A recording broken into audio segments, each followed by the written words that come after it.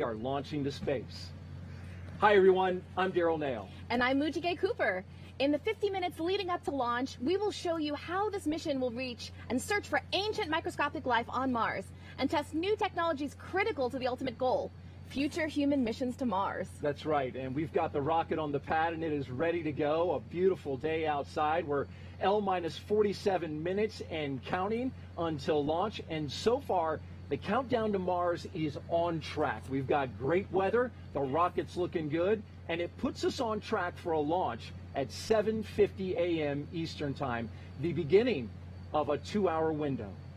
In today's coverage, we will hear Grammy Award winner Gregory Porter. We'll talk live with Derek Muller of the YouTube channel Veritasium, along with the aerospace engineers, scientists, and a NASA astronaut. Oh, it's going to be a great show. Yes. I love it. I love it. And we have teams from coast to coast, folks, helping us count down to Mars. We will go live to the Atlas Space Flight Operations Center, just a few miles away from us. And we'll go live to California, to the Jet Propulsion Laboratory, where the Mars 2020 mission team is standing by to communicate with Perseverance after it gets to space. And of course, we are here to tell you what the Perseverance mission is all about. It's an exciting day for all of us here. So we want to walk you through what you will see next during the countdown and the rocket launch. So let's send it over to Joshua Santora and Mick Woltman, who are with the ULA and Launch Services program teams. Gentlemen. Hey, good morning, Daryl. I'm Joshua Santora, and I am here at Atlas Space Flight Operations Center, joined by Mick Woltman from NASA's Launch Services program. Mick, you excited to go to Mars? I am excited to go to Mars this morning, Josh. This is a great day. The sunrise out there looks awesome on this rocket, and ready for a great launch today. Thanks for having me on the show. Man, happy to have you along, providing a ton of good context as we go through. Before we dive into the story of Perseverance, we want to give you a preview of what's ahead today in the countdown. Things really got going this morning just after midnight, actually, and Atlas V is just about ready to fly. In a few more minutes, we're going to get the final check of the weather, and that weather report should be coming back really positive. It's been great all morning. We have the terminal count ahead after that. We will be proceeding through the last few minutes of the countdown, and then the drama will be at its peak at launch when the clock strikes 0, the engines ignite, and the spacecraft and rocket take flight. After successfully passing through max Q just shy of 2 minutes into flight, the solid rocket boosters will be expended and will be jettisoned. Nearly 2 more minutes and the payload fairing, what you might call the nose cone of the rocket that has been protecting Perseverance, will no longer be needed. It will split in 2 halves and fall away from the accelerating vehicle. 1 minute later, the Atlas booster will have finished its task of lifting Perseverance above Earth's atmosphere and being on the way to orbit.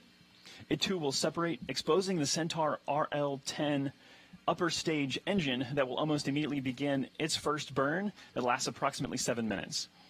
After coasting for more than 30 minutes, the second burn, lasting around 8 minutes, will take Perseverance out of Earth orbit and into solar orbit on its way to Mars.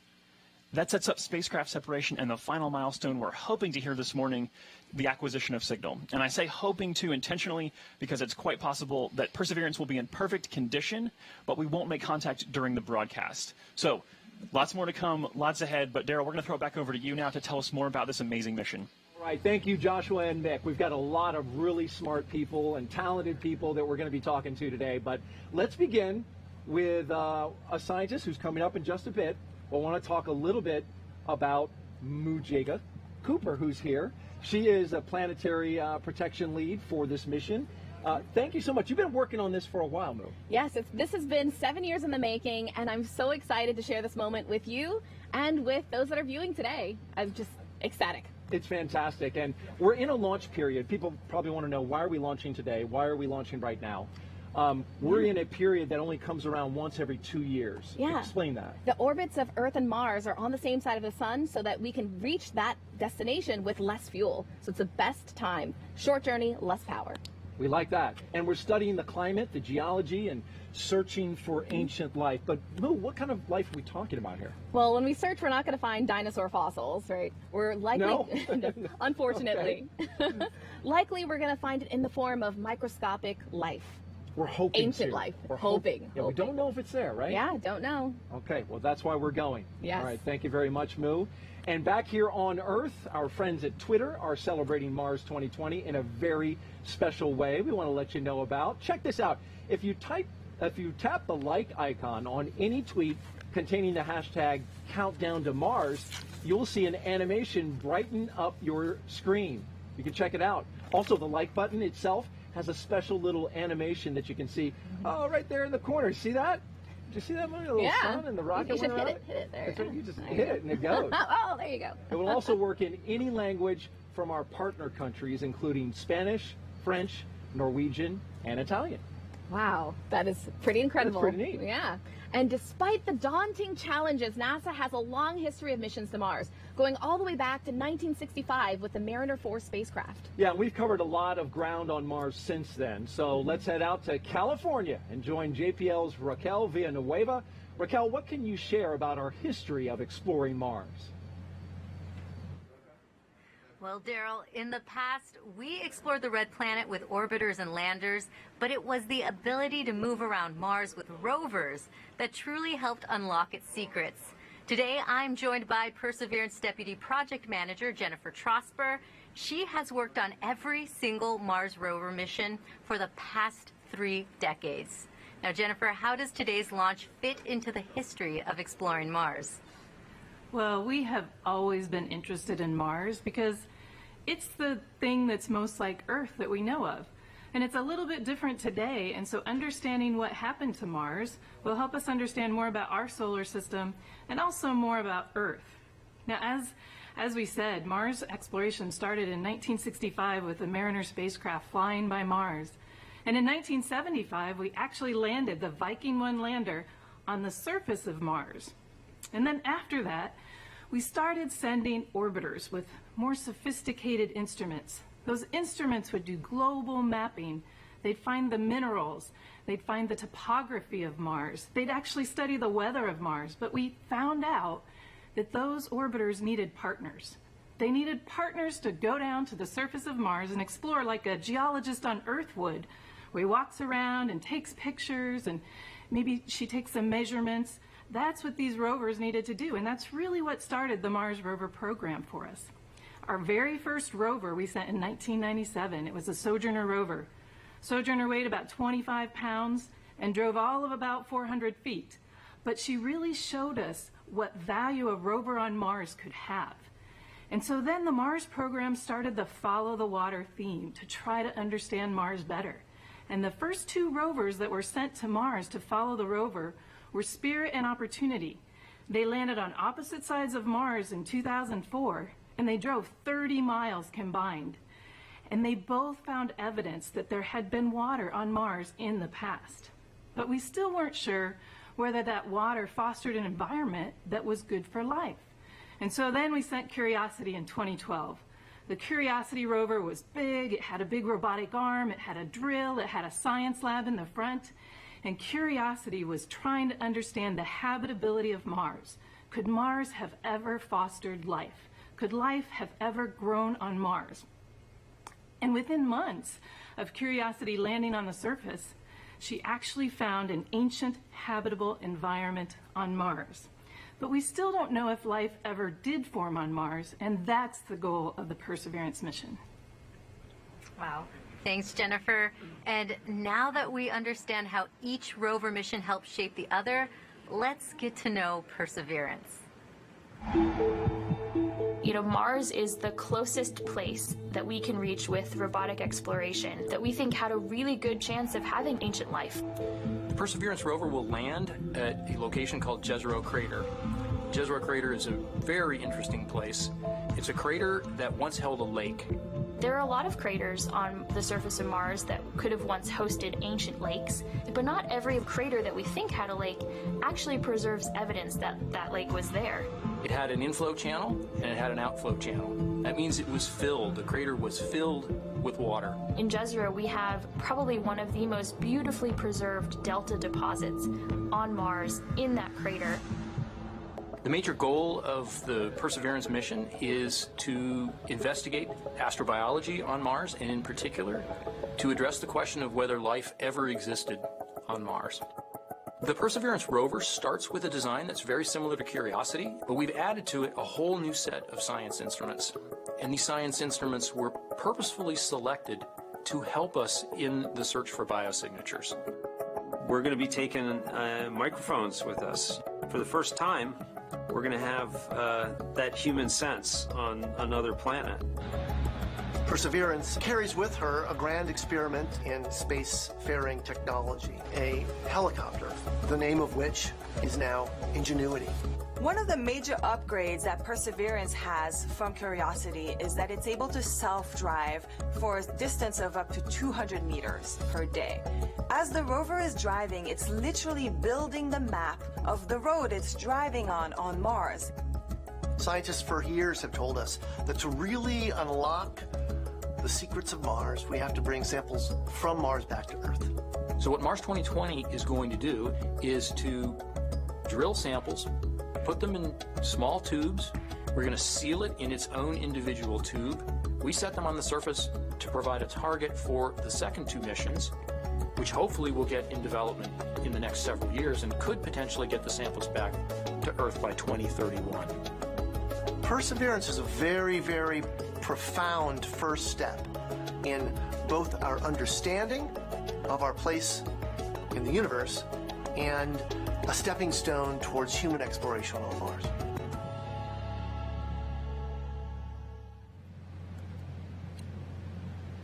And a great breakdown of the rover there. Welcome back to the Kennedy Space Center in Florida, where our next Mars rover will be propelled into space by an Atlas V rocket. And the man who leads the company tasked with safely getting Perseverance off this planet is Tory Bruno. He is the CEO and president of United Launch Alliance. We appreciate you being here, Tory, this morning.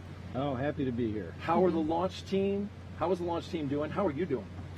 Well, the launch team is doing great. They've been on station for hours. They're calm. They're confident. They're going through the script. I'm a little nervous, but I always get nervous before all of my 400 launches so far. Wow. You get a little nervous. Why do you get nervous? Well, you know, a rocket is such an incredibly powerful and complex machine. Everything has to go right. Nothing can go wrong. And it's just, it never gets old. It's always the same. It's always exciting. Yes. And this is a particularly exciting mission. Talk a little bit about that. This is the largest and heaviest rover that we've ever sent to the Red Planet. So how did you configure your rocket to do this launch effectively? Yeah, this is our second most powerful Atlas, the 541. We call it the Dominator. It's got 4 giant SRBs, each putting out 350,000 pounds of thrust to augment the center core.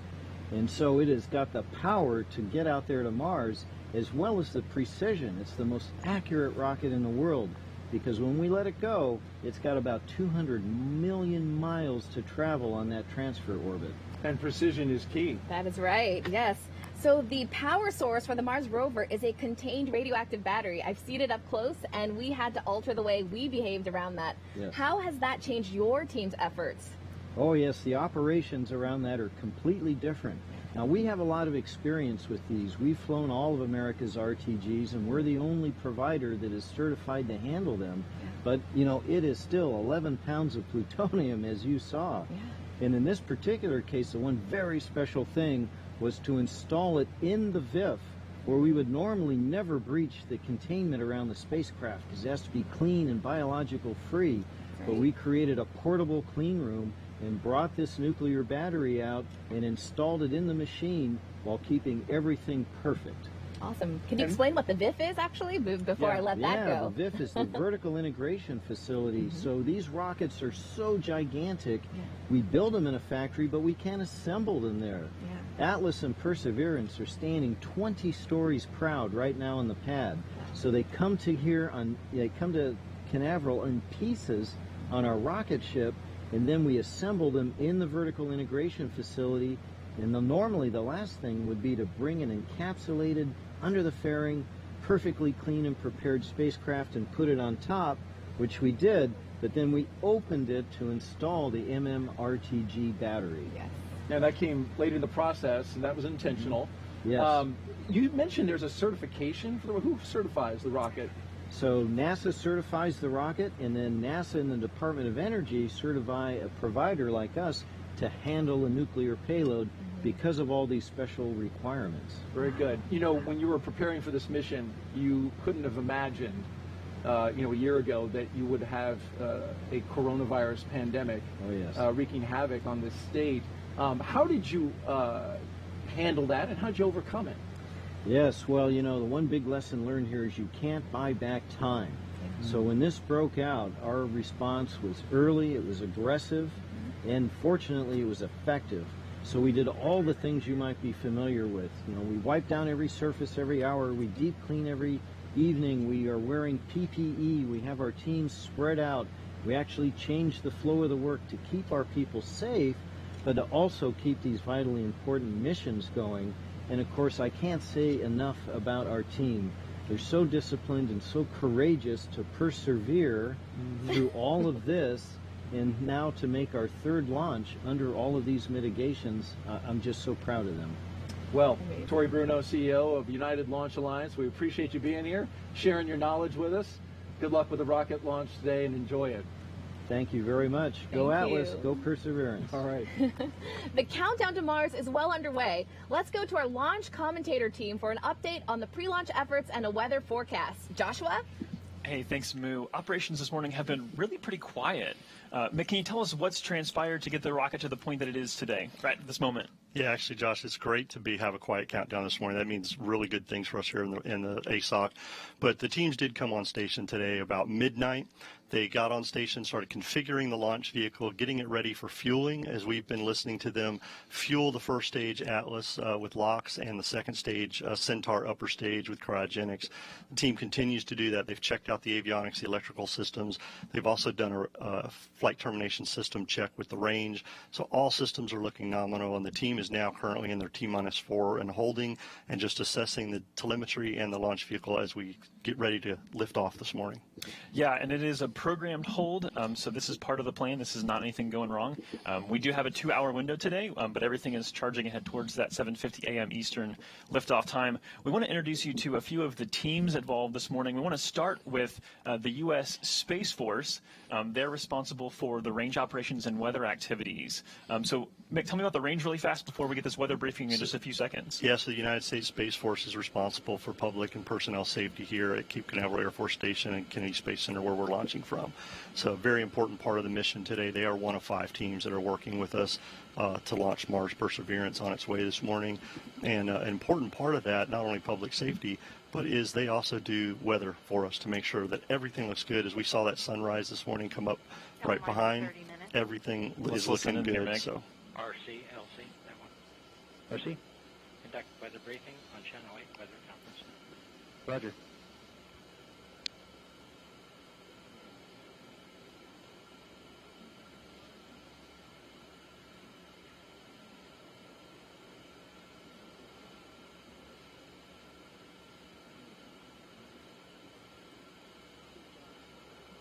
Sorry, we thought we were going to get that for you live, and apparently the audio is on another channel. Forgive us. You should be looking at a visible satellite image. We have now mostly clear skies, a few clouds off to the east over the water.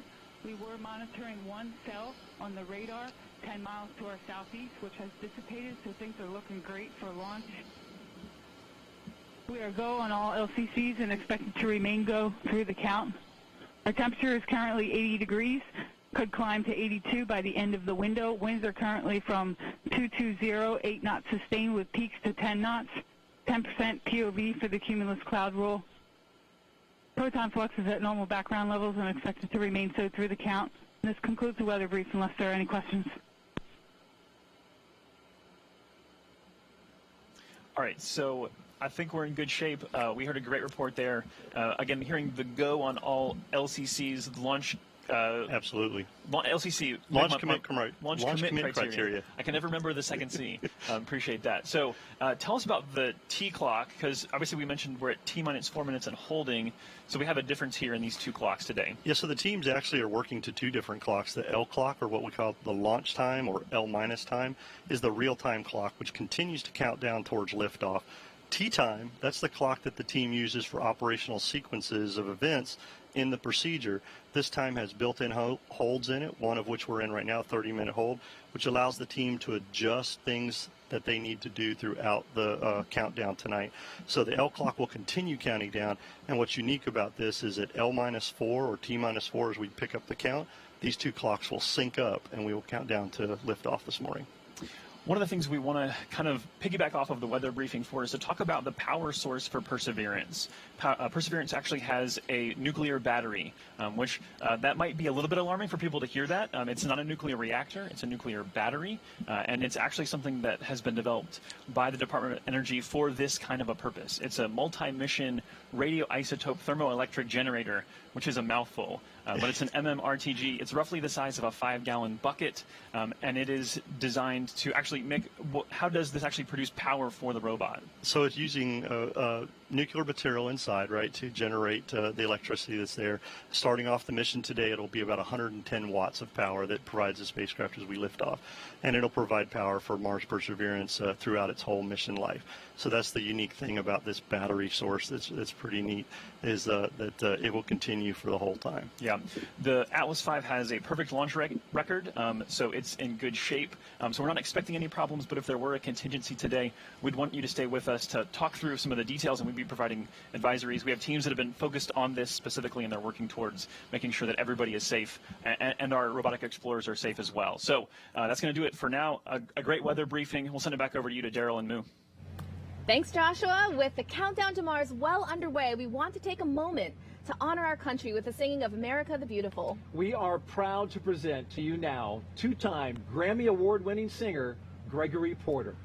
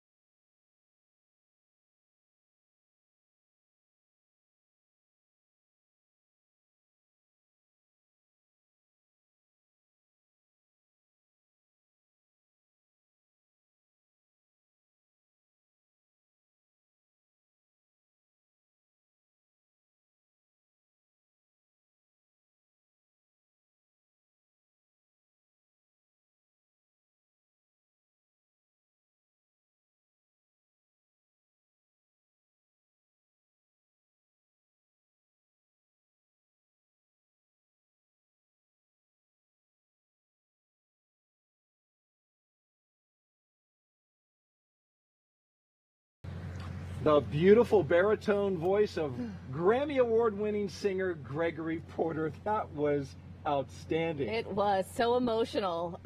If really I great. could launch the rocket right now after that, see some rockets, red glare, it's perfect. Thank you very much, Mr. Porter. We appreciate that.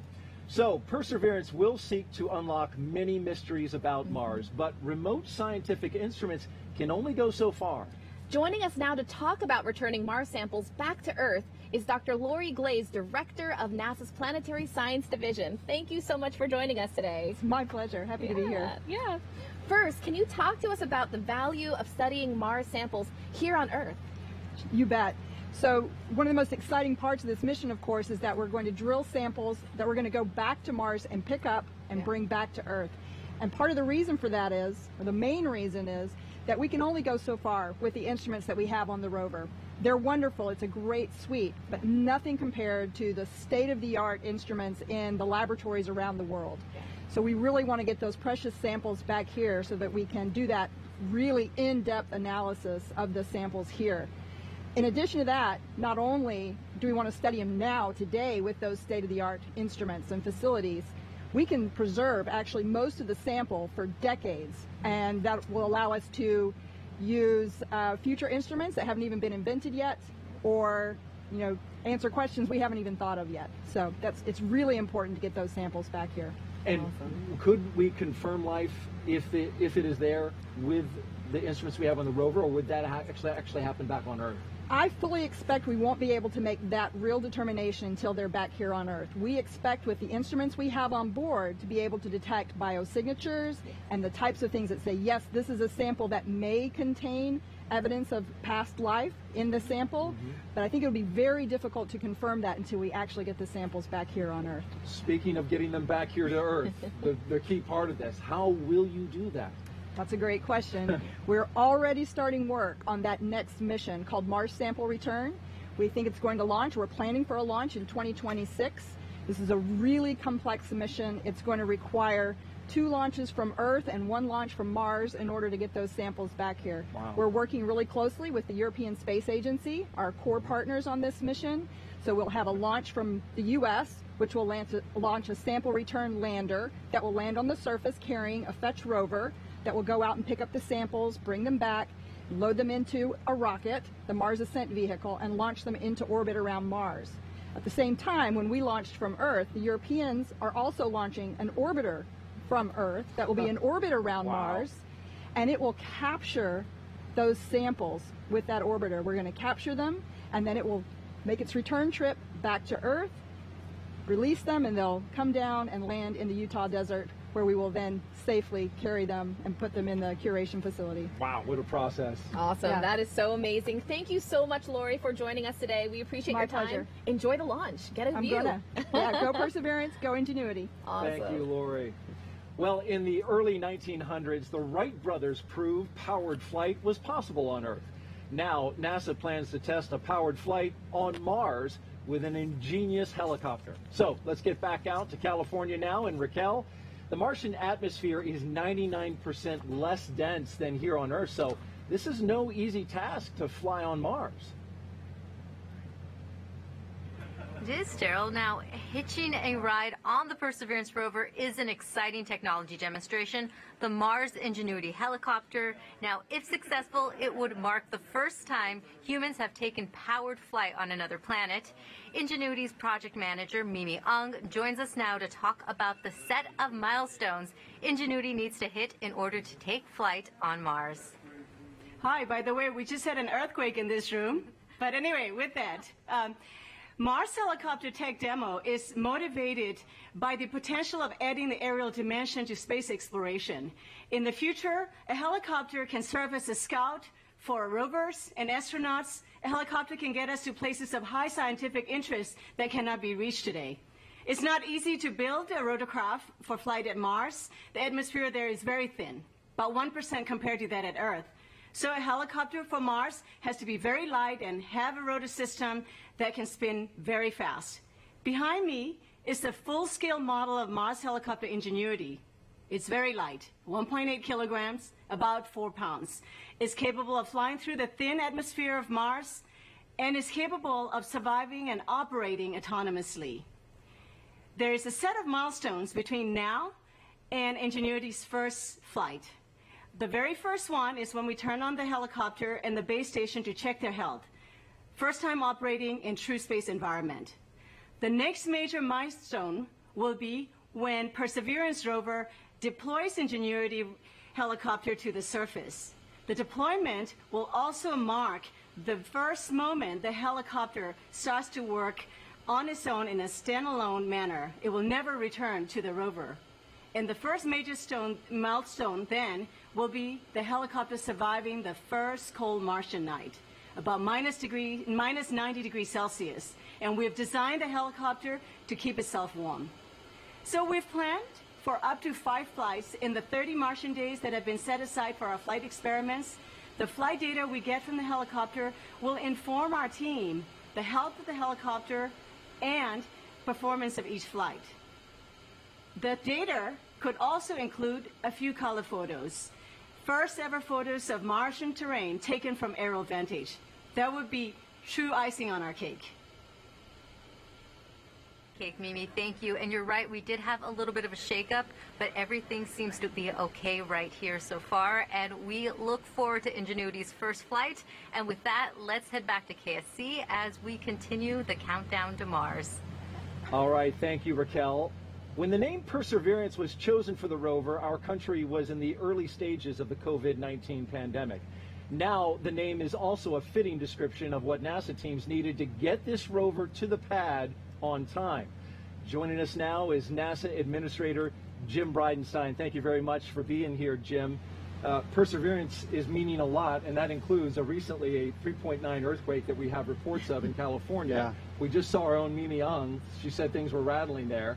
So we are persevering a lot. Good thing we're not launching from Vandenberg today. Hey, you're absolutely right about that. Things looking good here in Florida. I want to ask you, why did you choose to move NASA forward on this launch in the midst of a global pandemic?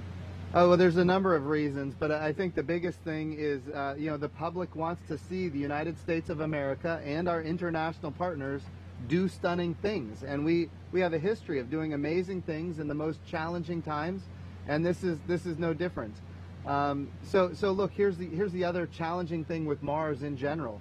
We can only go to Mars once every 26 months when literally the planets are aligned. And if we miss this launch window, it would cost us $500 million to store this vehicle for the next 2 years. And so there's a lot of reasons to go forward.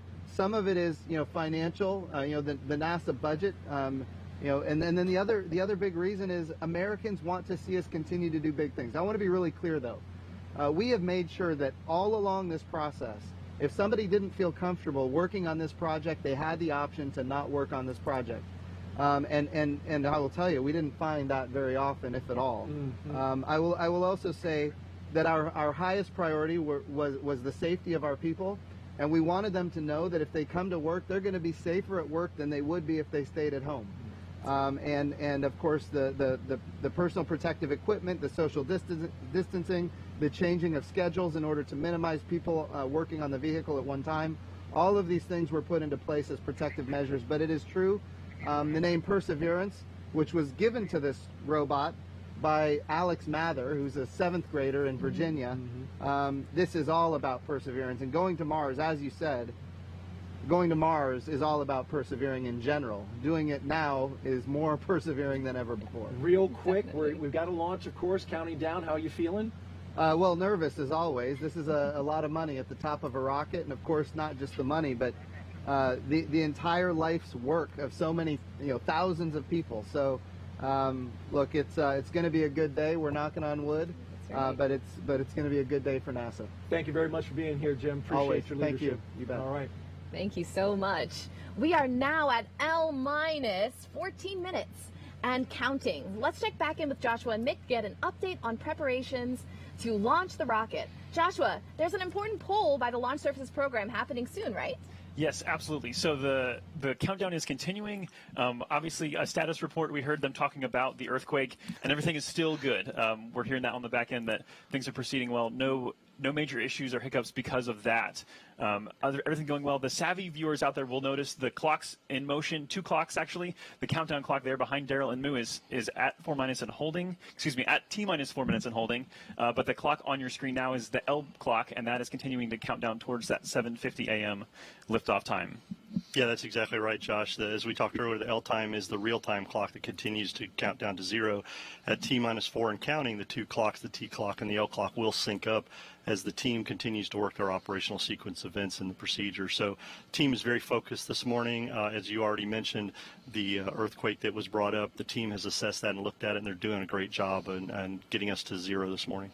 So we mentioned the U.S. Space Force as one of the 5 teams earlier, and next up we have the NASA Launch Services Program team responsible for managing the launch, and we're going to hear a poll here from the NASA launch manager himself, Omar Baez. He's going to poll his team for their readiness to be able to report out in just a few minutes. So he's very punctual, so this should be coming right on time here in just a few seconds. Let's listen in now. This is the NLM on the NLM net. Currently working, no issues on the range or the launch vehicle. Weather is green, 10% chance of violation, and winds aloft look good for the entire window. The spacecraft did experience some earthquake activity at their control center in Pasadena, but appears to be ready to proceed. And with that, I would like to poll the team for final launch poll and spacecraft configuration. NASA CE. NASA CE is go. SMA. SMA is go. SMD. SMD is go. NASA Mission Manager. NASA Mission Manager is go. LSP. LSP is go. Copy. NASA team is ready to proceed. All right, so we heard NASA team is ready to proceed. He even mentioned the weather in there, which is great, only a 10% chance of violation. Again, a big thank you to Jessica Williams of the U.S. Space Force 45th Space Wing. I like the fact that seriously thinking Mars would be Mars 2022. It took a lot of work to put stuff together in order to keep momentum going, to keep people working safely, keep them healthy, and to keep the project on schedule. There's no doubt that working in isolation, not virtual isolation, but in physical isolation from everyone else, is a challenge. It's hard for me. I have 2 young kids. Sometimes I'm not able to focus or listen probably as well as I would want to. A lot of our work was occurring in a clean room anyways, but that meant that even before we entered the clean room, we had to find ways of ensuring that we were not putting ourselves or others at risk. Most of the time for these missions, our relation with the spacecraft customer is incredibly important. So usually we're able to be here working beside them on their equipment and making sure that all of their needs are covered even before they ask for it. It is a challenge, but we're used to meeting unique requirements here at the hangar, and we pride ourselves in our flexibility. This is just another mission, just with a different set of obstacles that we have to overcome. It might not be, like a broken rocket, but it's it's got its own challenges. Our job is to go into the unknown, and this is just another example of the unknown. How to make this job happen when you're doing it largely through a computer screen. I asked the team a couple months ago if they would like to do something to kind of symbolize and mark these challenges that we faced, and they designed something that we called a COVID-19 Perseverance plate that's now affixed to the port side of the rover. It has a globe representing all of us that face this challenge together, the spacecraft leaving the Earth on its way to Mars, and all of this supported by the now familiar staff and servant of the medical community. And we hope that this mission, in some small way, can inspire them in return. Pretty much everybody that I've talked to that's associated with the mission has said the same thing, which you could not have come up with a better name than Perseverance. We have persevered through this. Nobody's given up. We won't get this mission done. We will get it done through the pandemic. I think it's a really important symbol of humanity, hopefully persevering through this great challenging time that we have right now. We appreciate that team as well as the medical community that really stepped up and helped. And it's ironic, Moo, because the name Perseverance was chosen by a 7th grader who at the time he submitted that name, he didn't know that we would be faced with a global pandemic. So we are glad to have him and his family here along with the student who named the helicopter to watch the launch in person. Their names are Alexander Mather and Vanessa Rupani, and they are watching from the 5th floor balcony of our engineering building, just a stone's throw away from the countdown clock. Look at that, there they are, looking cool. Alexander Mather, who goes to Lake Braddock Secondary School in Burke, Virginia, submitted the winning essay to name our rover Perseverance. Yeah, they've got a great view. I've seen it from up there. They've got the VAB in the background, as you can see there, so cool. It's such a beautiful setup for this awesome launch. And Vanessa, who you can see her, and they're waving. Hey guys, appreciate you. She's a junior at Tuscaloosa County High School in Northport, Alabama. She entered the contest as well and came up with the name Ingenuity for our helicopter that will accompany our rover to Mars. Thank you both for being here. What a neat view that is. Yes. All right, folks, with the coast phase coming up, we want to let you know that after the launch, It will be about an hour before Mars Perseverance separates from the second stage. When that happens, the rover will then be on its way to Mars, so hang in there. Yeah, don't go away, as we will walk you through the flight around the Earth, and we'll talk live with the astronaut Xena Cardman about our human exploration ambitions and NASA's Associate Administrator of Science, Dr. Thomas Zurbuchen. It's going to be great, folks, so stick around. It's L-6 minutes and 26 seconds now, and time to focus our attention on the launch operation the rest of the way to liftoff. So let's send it back out to Mick Woltman and Joshua Santorin. Gentlemen. Thank you. I want to let you listen into the remainder of this poll in motion. Let's go to that now. Range coordinator. Clear to proceed. Launch director. LD is go, and you have permission to launch. Proceeding with the count. ALC, verify T0 is set for 1150 Zulu.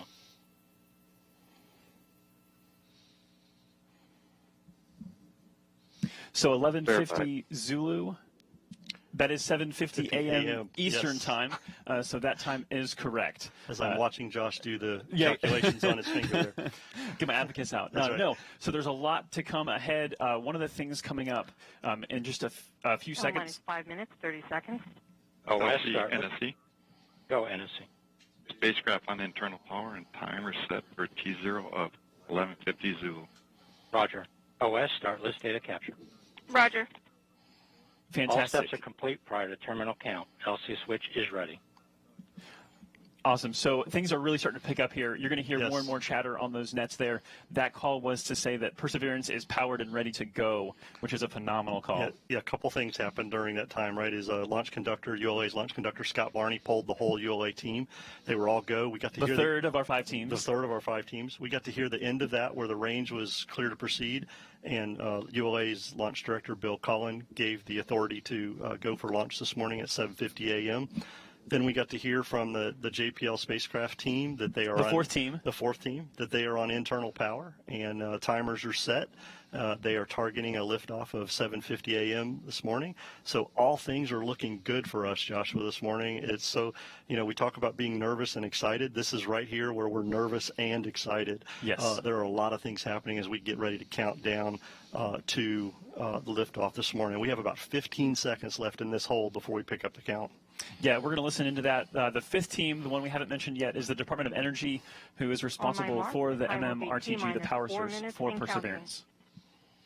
3, 2, 1, mark. Awesome. So this is now the terminal countdown. This is that time when things become more and more automated over the next few minutes, and the energy's building, but the focus is increasing exponentially. Yeah, as Tori said during his interview, the teams are very disciplined, very focused on what they're doing, the operational sequence of events that they're following. They are making sure everything happens, especially in this T-4 and counting period, because there's a lot of things they have to do. They have to finish topping the vehicle, make sure that all the tanks, first stage, second stage on Centaur, are at flight pressures and full of fuel, ready to go for this morning. They have to make sure the FTS system is armed and ready for personnel safety just in case, so that the range can do that. They have to check the electrical and avionics systems. They have to make sure that the flight computer has all the information it needs to place Mars 2020 into the orbit it has to. So a lot of things going on. Exciting time for the team right now, but again, staying focused and following that procedure they've got. 3 minutes. As we look ahead to post-liftoff, I want to kind of preview for you what's going to happen, because there's going to be a lot going on. You're not going to hear much from us. You'll actually be hearing from the ULA flight commentator, Jesse Gonzalez. He'll be kind of giving those calls past liftoff that will walk us through maximum dynamic pressure and into SRB separation, and then into fairing separation, booster separation, and then the first main engine ignition of the Centaur, yes. RL-10. And so then you'll kind of hear us jump back in and help provide some more context to what's going on. We encourage you to stay with us for the rest of the show. There's a ton more content we have to bring you, and we are far from over. I want to emphasize that the countdown to Mars is not done at 0 today. The countdown to Mars ends in February, when Mars 2020 safely delivers Perseverance and Ingenuity to the surface of the red planet. So we're going to let you listen in now and enjoy the last couple minutes of the process of launching a rocket.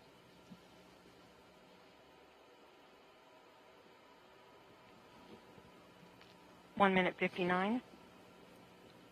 Vehicle internal. 1 minute 55. Launch sequencer start. 1 minute 50. Securing Centaur Leech 2. Securing Centaur LO2. So there we heard the fueling is 1 wrapping minute up. There. 40. Yep, fueling is wrapping Launch up. enabled. Team is gone. Launch enable's 137. done. Launch conductor sequence is ready to go. They're getting ready to turn the vehicle over to auto FPS sequence at T-minus 31 seconds. So that's a big thing that they're getting done here. At T-minus 25 seconds, we will hear the team give their final goes that everything is ready and 1 the minute launch 20. vehicle is ready to lift off and OCU perform arm. this mission. SCS count 1 started. minute 15. Produce ECS for launch. Roger. 1 minute 10. Then valves locked.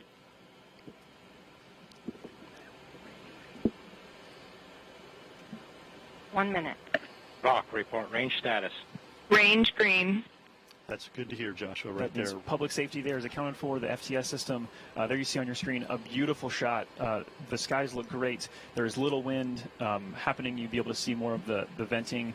If there were wind, the trail of that venting. So we're ready to go. And actually, that's an important point. The reason we don't see that Stable venting at is the F3. vent valves have been locked up to put flight pressure into the tanks.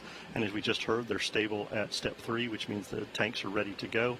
And here at about 5 seconds, we will 28 hear seconds. the team ECS reduced for launch. give their final go. 25 seconds. Status check. Go Atlas. Go Centaur. Go Mars 2020. There we go. We are ready to go lift off this morning, Joshua.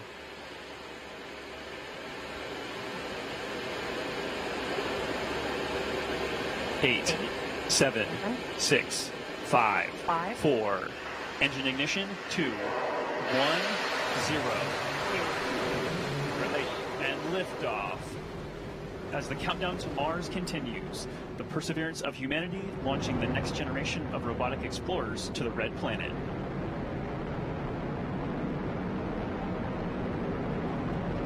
And Atlas TU has gone to closed loop control.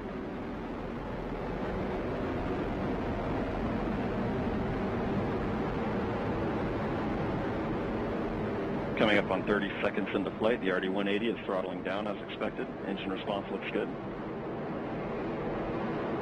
And Mach 1, Atlas 5 is now supersonic.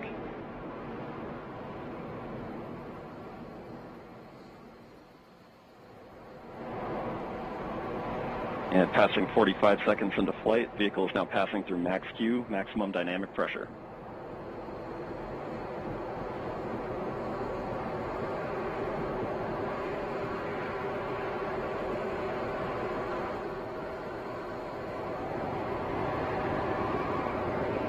And passing 1 minute into flight, the RD-180 is throttling back up as expected. Engine response looks good. At this time in flight, the SRB chamber pressures remain nominal. The RD-180 pump speed and fuel injector pressures are responding well to demands on the engine. Standing by for SRB burnout shortly.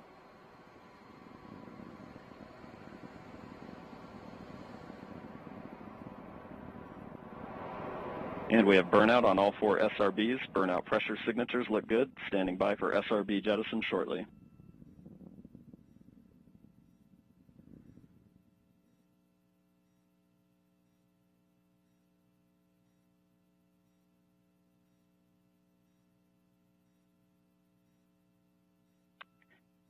And we have a good indication of SRB jettison of all 4 SRBs. And the vehicle has gone to closed loop guidance. Vehicle body rates are responding nominally at this time.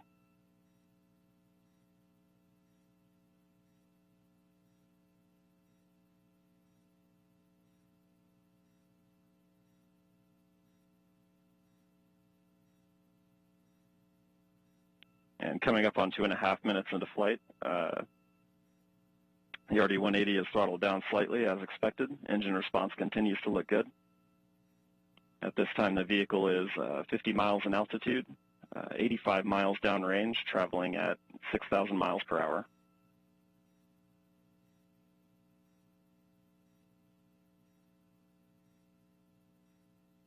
And the Centaur reaction control system is now pressurizing to flight levels.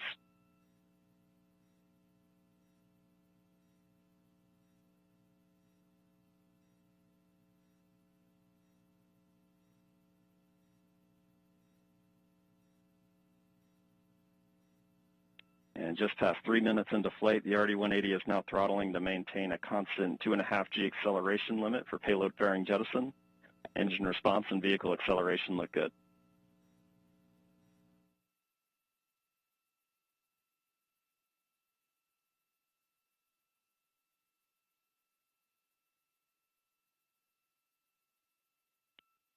And we have good indication of payload fairing jettison and Centaur forward load reactor deck jettison.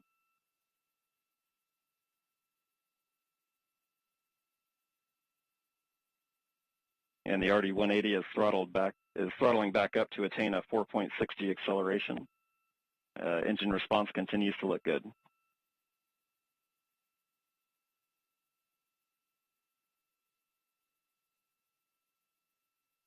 And Centaur has begun the boost phase chill down sequence to thermally condition the RL-10 for operation. Standing by for BECO shortly.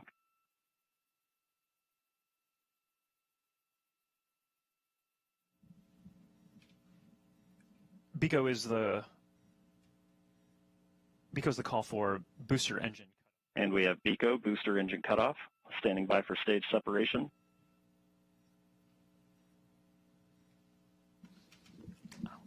And we have good indication of Atlas Centaur separation. So there you're seeing live footage. And we have the rocket. MES-1. RL-10 operating parameters look good. Chamber pressures are stable.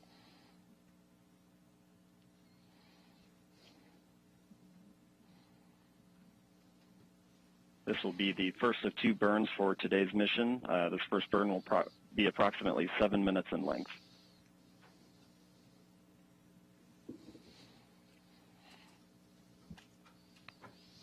So Mick, that's pretty exceptional footage there. That's live video. We will see that switch over shortly into an animation that kind of helps let us know what's happening with the rocket. But right there, a beautiful liftoff. Fun to feel that rumble in the building here as we proceed towards orbit and then towards Mars destination. Yeah, absolutely. It was great watching an on-time liftoff of the Atlas V with that little over 2 million pounds of thrust. Cleared the tower in roughly 5 seconds. Josh, you and I worked the InSight mission, and if you recall, that mission on the West Coast took about 17 seconds to get past tower. So with those 4 solids today, this thing really got out of here and on its way. It's, as we hear from Jesse, everything's looking nominal, and all vehicle parameters are within the design limits, and we're getting ready to come up on a main engine start for that first burn that Jesse was talking about. Yeah, so recapping this countdown to Mars, the stations began to be filled up this morning just after midnight. Preparations, fuelings, powering up, all the way through that liftoff that happened. I think, Mick, it wasn't precisely on time. I think you said it was like 10 milliseconds early. So it's pretty much dead on. Yeah, dead on. This team does a great job. As I said, they're very focused, very disciplined. As Tori also said, courageous. They have done a lot of work to get us to this point today through this pandemic, changed how they did some of their work, made adjustments as needed, a lot of cleaning, a lot of things, a lot of wearing their face masks, doing all kinds of things. And so this is an exciting time, not only for the JPL team in Mars 2020, but everybody that's worked this mission and for the country and the agency. So this is exciting to see. We still have a long way to go, Joshua, before spacecraft separation. Yeah, we had a really quiet countdown today, which is phenomenal, that we got off the ground on time. And we are proceeding now that we are in the middle of the first burn. It's tough to make out, but that engine is lit and it's firing. So we are in motion. There you go. There's that animation we talked about. The telemetry there as we switch to a TDRS compatible data format. TDRS. Overall telemetry quality is very good. The space tracking system. So there you go. This is not an actual video, but this is an animation that's driven by real data. So although we're not actually seeing the engine on screen right now, we can see that the engine is lit, and that is driven by the data that says that the engine is truly lit, and we're in this burn. Yeah, the launch vehicle continues to send telemetry to the launch team via the TDRS network, as you mentioned, and that allows them to continue to watch what's going on and make sure all their sequence of events meet their timeline. We continue on a nominal flight this morning. This first burn, as we heard earlier, will be about 6 minutes. This will get us into that park orbit around Earth, allow us to get on our way, and then get into that approximately 30-minute coast period that we're going to have. 8 minutes into flight, beginning to see the Centaur PU system balance out mass errors. seeing very stable body rates in the Centaur. So we've mentioned 5 teams at play, and although if you were watching, hopefully you got a chance to see this in person, if not on camera, it's easy to kind of say, oh, it's over, like job done, but all 5 of these teams still very much engaged, still very much focused, because there's a lot of work ahead as we proceed through this first burn, and then a coast phase, like you mentioned, Mick, and then a second burn, and then spacecraft separation and the acquisition of signal from Mars 2020. So a lot more coming up here. Mick, I know for Launch Services Program, you guys manage the launch. So what does that mean? I mean, this is you guys' work in action right now. By the way, that's the 5th team that we didn't get to mention. We talked about JPL, we talked about DOE, we talked about United States Space Force, and United Launch Alliance. LSP, we are like the brokers to select this launch vehicle and help with manage this mission. So we get our spacecraft customer, the JPL folks, they come to us. They have some certain requirements that they need for this mission. The Launch Services Program made up of engineers and flight analysis folks, and they look at everything, they help define those requirements, and then we go out and procure a vehicle from a commercial partner. In this case, it was the Atlas 541 for the Mars 2020 mission that was needed for performance, right?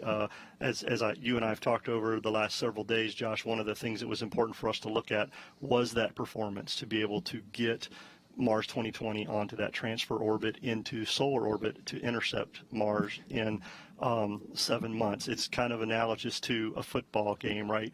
With a quarterback trying to throw a pass downfield.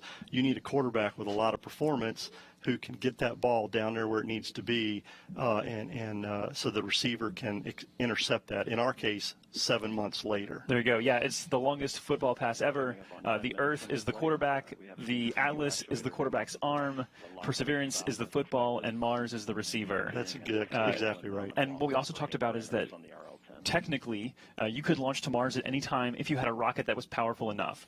But this is the launch period every 26 months or so, as we've talked about, that makes the most sense because you require the least amount of energy to get to Mars, because it takes a lot to get there. Obviously, like the Atlas 541 is a workhorse. Yeah, as Tori said, it's their Dominator. Right? There you go.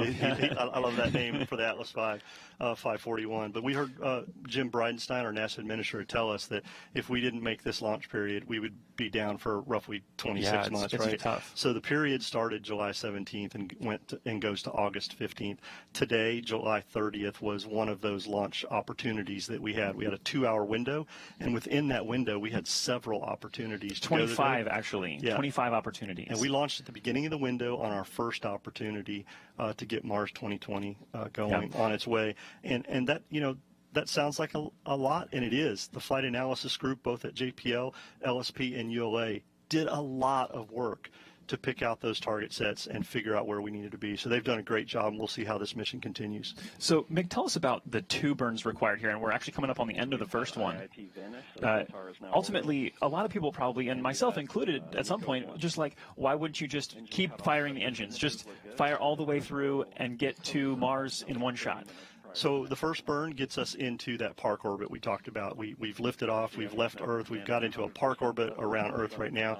And while we're in that park orbit, we will perform some maneuvers to kind of roll Mars Perseverance and the Centaur and coast during that time, basically setting itself up looking at the sun and away from the sun to control the thermal environments that are on Mars 2020 during this coast period. That coast period will allow us to coast around into the position that we need so that we can have that second firing to get the velocity needed to head off into Mars. Yes, and we will be back for that second burn in just under 30 minutes now. But for now, there's more to learn about this mission and all the amazing science that's involved. Daryl, back to you.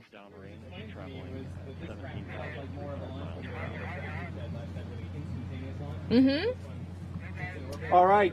Thank you very much. Great launch and great job, guys. Back outside now to recap. An Atlas V rocket carrying Mars Perseverance Rover launched on time from the Cape Canaveral Air Force Station at 7:50 a.m. Eastern Daylight Time. Incredible. After the rocket took flight, it separated from the first stage and was then boosted into orbit by the Centaur's second stage. Perseverance is now preparing for a second burn that will put it on a trajectory toward Mars. That's just incredible to say. It gives me goosebumps. It really is. And we're so excited about that as well. And while we wait for that second burn, hang in there with us because we got a lot of exciting coverage to go. We're going to welcome in one of our launch guests, Dr. Derek Muller. He is the creator and host of the popular science education channel on YouTube called Veritasium.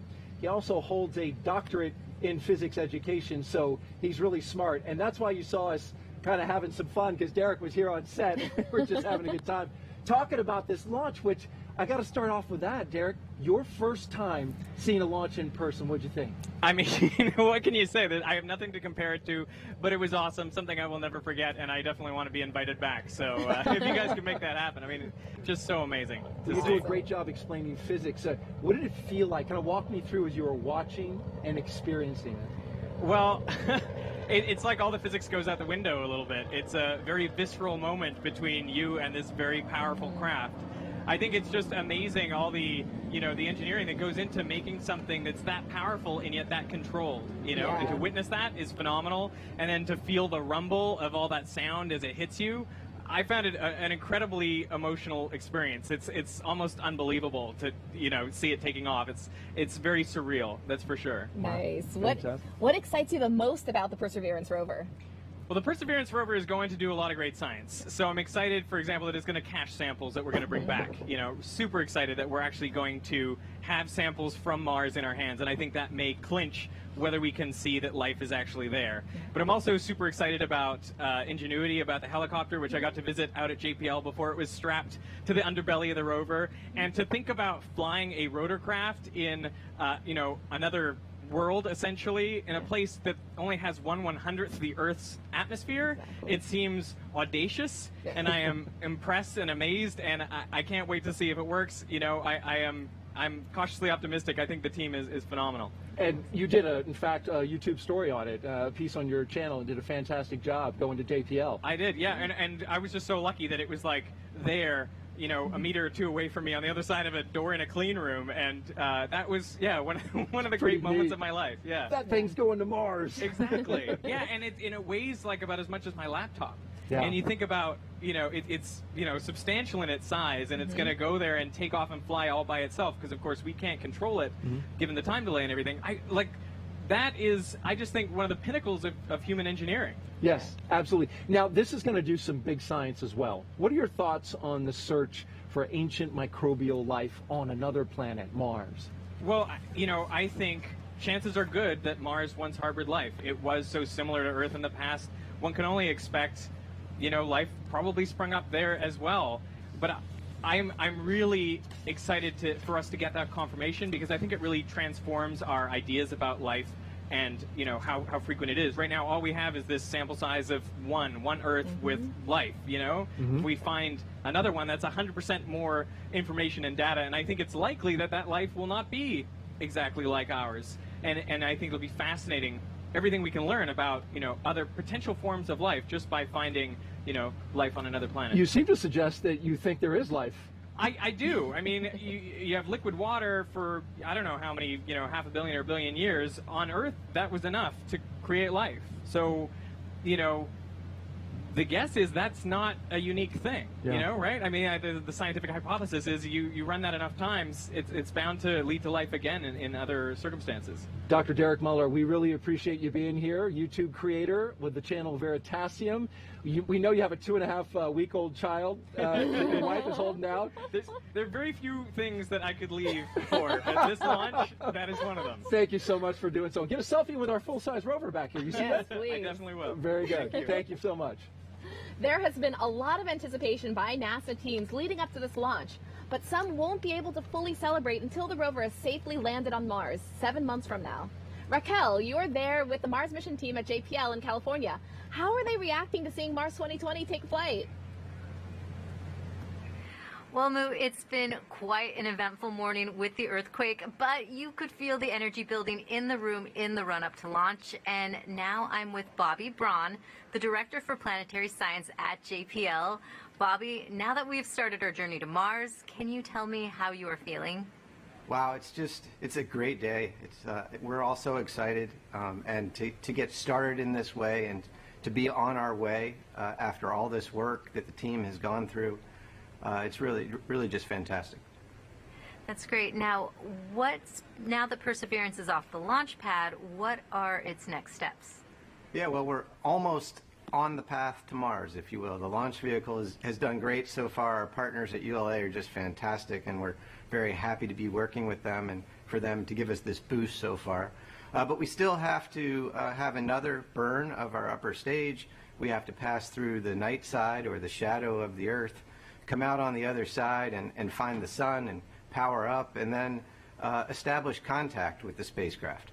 And once we do, we'll truly be on our way to Mars. We'll have a spacecraft that's power safe, that we can communicate with, and our journey will really begin. We look forward to that. Thanks, Bobby. Now, Daryl, as Bobby mentioned, there's an excitement here in the room as the team looks ahead to the second Centaur burn. But before we get to that, let's learn more about the science on board this rover. All right, thanks, Raquel. And as you mentioned, there are numerous scientific studies and technology demonstrations on Perseverance. Some of these are directly preparing us to one day send humans to Mars. One in particular is called MOXIE. Jeff Sheehy from the Science and Technology Mission Directorate is joining us now to explain, and he is here with us. Sometimes here at the difficulty with this technology. That's all right, Daryl. Well, that's all right. It's a Britney Spears style mic, So like this. I don't know if that'll work fine. We can hear you. Yeah. Thanks for making the adjustment there.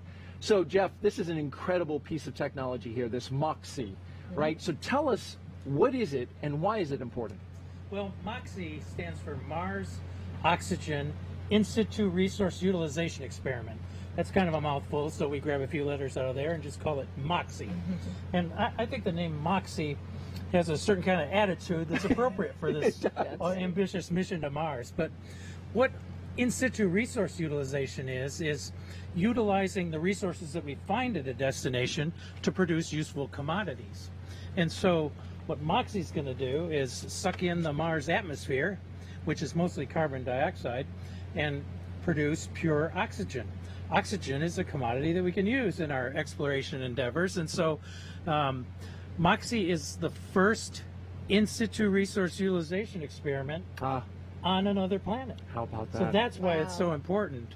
If we can produce things we need at the destination, we don't have to load them in a launch vehicle, launch them from the surface to Earth, push them all the way to the destination, and land them on Mars or the moon. Saving incredible weight, fuel, resources, to use them, the ones that are there and in place. That's right. It took a lot of MOXIE.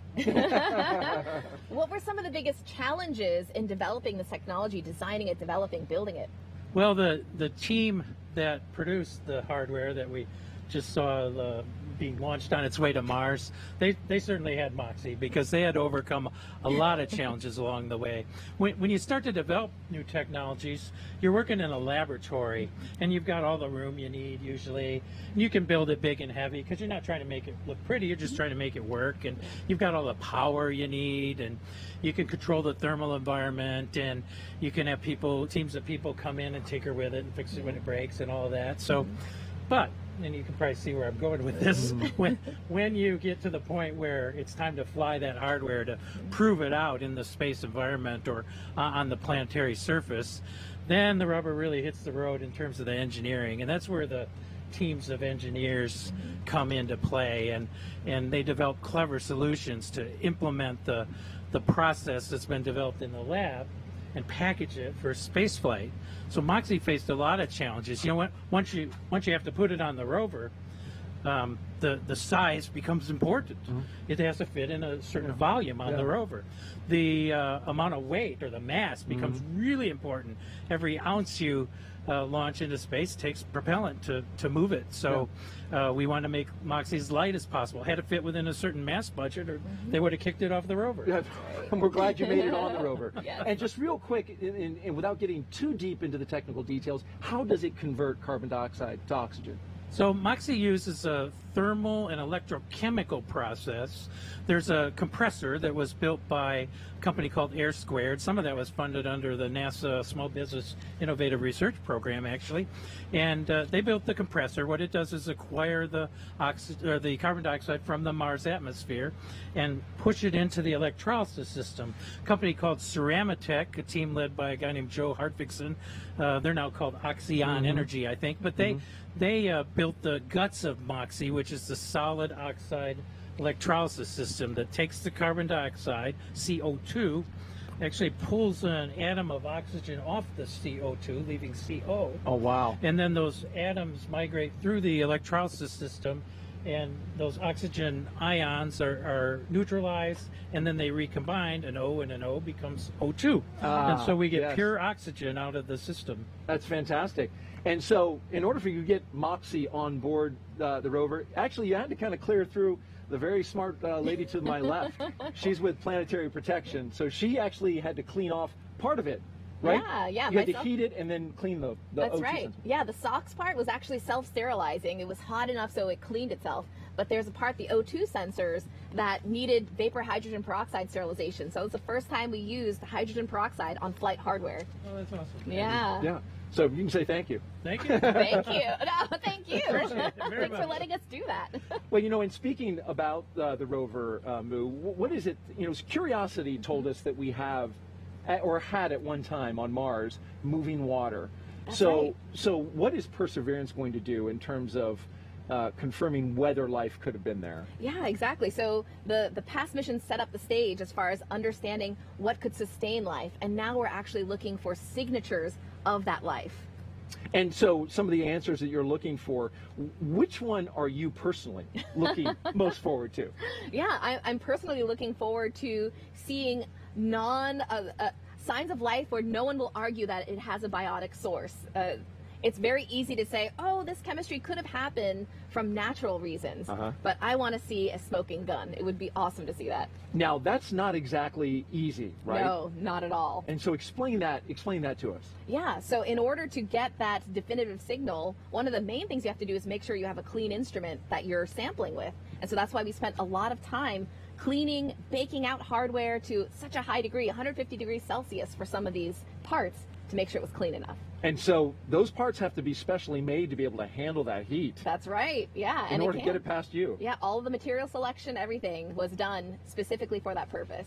Where else in the universe, Moo, do you think we should explore for life? Yeah, I'm really excited about Europa. Europa has an ocean underneath a thick layer of ice. It has vents underneath that have a heat source, so there's a source of energy for possible life.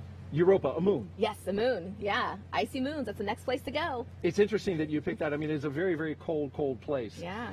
You've got a rover in front of you that is miniaturized. do. We have one that is behind us. Yeah. Right? And as part of this, you also had to make sure that that nuclear battery was installed. Exactly. Yeah, there it is. Yeah, this bit back here. Tell me about how that worked, when you did it, and how that process was. Yeah, it was only a few days before this launch day. I mean, we just finished counting our samples just a couple of days ago. How about that? Yeah, so we had to actually alter the way we sample. We take wipes and swabs of every surface of the rover. But for this, we had to make sure our head was far back and we had as minimal radiation impact as possible. But we got it. It was super clean. INL did a great job. Everyone has done a fantastic job making sure this was as clean as possible. It's ready to go. What do you think about that full-size rover behind us? It's incredible. It's like, Yeah. hey, you should be up there. And apparently it is right to scale as you take a shot of it there. That's a beautiful rover. Well, it is. thanks for describing all that to us, Moo. We really appreciate the time for you describing that. All right, back into the show now we go. Moving forward, of course, this is the countdown as we go up. You can see the Centaur there in the graphics as we are tracking and continuing to track Mars 2020 on its way. And when searching for the possibility of life on Mars, it's all about location, location, location. And Perseverance's destination is a place called Jezero Crater. Let's go back out to JPL now. And Raquel, you've got a scientist there that believes Jezero Crater gives them the best chance of finding any evidence of past microscopic life. That's right, Daryl. Knowing where to look for signs of ancient life on Mars can be a daunting task. It took 5 years to select a perfect landing site, and with us now is Katie Stack-Morgan, one of the project scientists who helped pick that location. Katie, can you tell us why we're heading to Jezero Crater? Thanks, Raquel. There are many reasons why scientists are so excited to send Perseverance to Jezero Crater, and why we think that Jezero Crater is an ideal place to begin a Mars sample return campaign. At Jezero, we think that Perseverance can assemble a diverse set of samples that will help us resolve some of the most important questions about life beyond Earth and the evolution of planets over time. At Jezero, we know without a doubt that there was an ancient lake and river delta. And at Jezero, we have river valleys that flow into and out of the crater, and we know that that lake filled up with water and then overflowed. Water, life as we know it, requires water to survive and thrive, and we think that Jezero has all the building blocks to support past life. At Jezero, we also have one of the best preserved deltas on the surface of Mars, and deltas in lake settings are ideal for supporting life. And the rocks that Perseverance will explore can tell us more about the possibility for past life on Mars. The rocks at Jezero Crater are also some of the oldest on Mars, between 3.5 and 4 billion years old, and that's the same interval of time when life was developing here on Earth. So by exploring the rocks in Jezero with Perseverance, we have the opportunity to explore more about the development of life in the solar system and can answer some of the major questions we have about that fundamental question. Back to you, Raquel. Great. Thank you so much, Katie. And with that, let's head back to Kennedy Space Center. Daryl? Much, Raquel. We are back here at the Kennedy Space Center with our most special guest, Moo, and the Perseverance rover. Here it is, a full-scale mock-up of the actual rover itself. Well, Moo, here it is. Yes. And so we've learned a lot about this rover so far. So tell me, kind of describe from top to bottom what we're working here. At the top, you've got the mass cam, which is pretty tall, right? It is very it's tall. towering over your head. It is on a stage, but what does it do? Yeah, so it has a lot of fun components. Some of them are the Mastcam Z. Z stands for zoom, so you see those two stereo cameras. And there's also that eyeball, what looks like an eye, is actually a laser. It shoots at the rocks. A laser. A laser, lasers. And then depending on the signature that comes back, the spectrometer reads it and tells you what the geology is. And that's fantastic. Yeah. Some of the real exciting science, though, is happening right here on this part. This is the articulating arm that comes out, right, and then goes down onto the planet and starts drilling. Exactly. What all is here that's going to help us understand more about the geology of Mars, the climate, and whether or not there was life? Yeah, there's of course Pixel and Sherlock, the really amazing instruments that are going to tell us about the biosignatures. But in the middle, there is the coring drill. The real drill will have a drill bit, a coring bit, which is hollow in the middle. And there's going to be a tube inside. This is just a 3D printed version. And as it's collecting samples, it's going to have samples that go directly into the tube. Oh, you've got a tube there. Yeah, here's show a the camera 3D there. printed tube here. And it's going to go down the middle of the tube as it's acquiring the sample. Once it's done, it's going to dock with the bit carousel here. It's going to ingest the entire bit with the tube inside and the sample. It's going to rotate down to the belly, and there's going to be a little arm on the inside called the SHA, the sample handling arm, to manipulate it, take pictures, assess the volume, and then seal it. That's fantastic. And so there's quite a bit of robotics happening between this part, the bit carousel, and getting it underneath. As we know, it's now underneath. But here's a special guest, and we're going to duck down.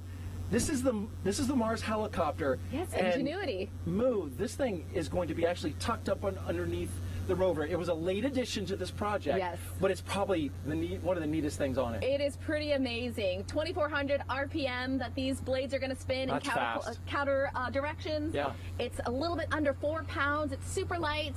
And yeah, it's going to be the first rotorcraft flight on the surface of Mars. It's spectacular. And you know what's amazing? It will be taking pictures as well, right? That's Look right. At the blades. Wow. These blades turn, right? And they turn in opposite directions. They I do. understand. They do. It will have a camera on it. It will shoot live or shoot video. Yes. That we will then get back. It'll shoot video of the rover as it's doing its work, right? Yeah, it's spectacular. And look at the clearance. I mean, this rover needs to clear this helicopter after it's deployed. All right. Well, thank you so much for giving us the tour of the mock-up. It's just like the real one, except for it's not going to Mars. Well, thank you so much. And so by now you may have heard that this Perseverance rover was named by a 7th grader. And it was given that name, which is very special to us. And so we asked Hidden Figures actress Octavia Spencer to tell you why the Perseverance name is more than just a name to us here at NASA. We are a species of explorers, believers. We choose to go to the moon in this decade and do the other things, not because they are easy, but because they are hard. We are willing to do the hard things, to overcome the many challenges. This is what brings out the best in us. We are go for a mission to the moon. Our path has led to success and to bitter losses. We come together today to mourn the loss of 7 brave Americans. Yet, even when faced with tragedy and setbacks, we persevere. We keep striving. We keep believing. From space, we see our planet as a whole. We see the challenges facing it, and we face those challenges together. We will not give up. We challenge convention. We refuse to accept the status quo. The time at hand is hard, but we will persevere. We can still draw hope from the moon and the stars, from space, from exploration. There is a new day beyond the challenges we face now. Curiosity, insight, spirit, opportunity. If you think about it, all of these names of past Mars rovers are qualities we possess as humans.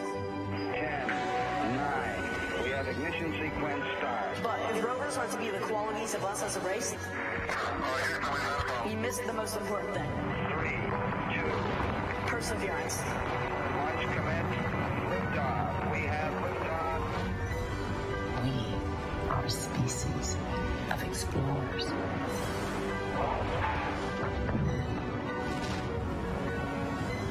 We will meet many obstacles on our way to Mars. But as humans, will not give up. We will always persevere.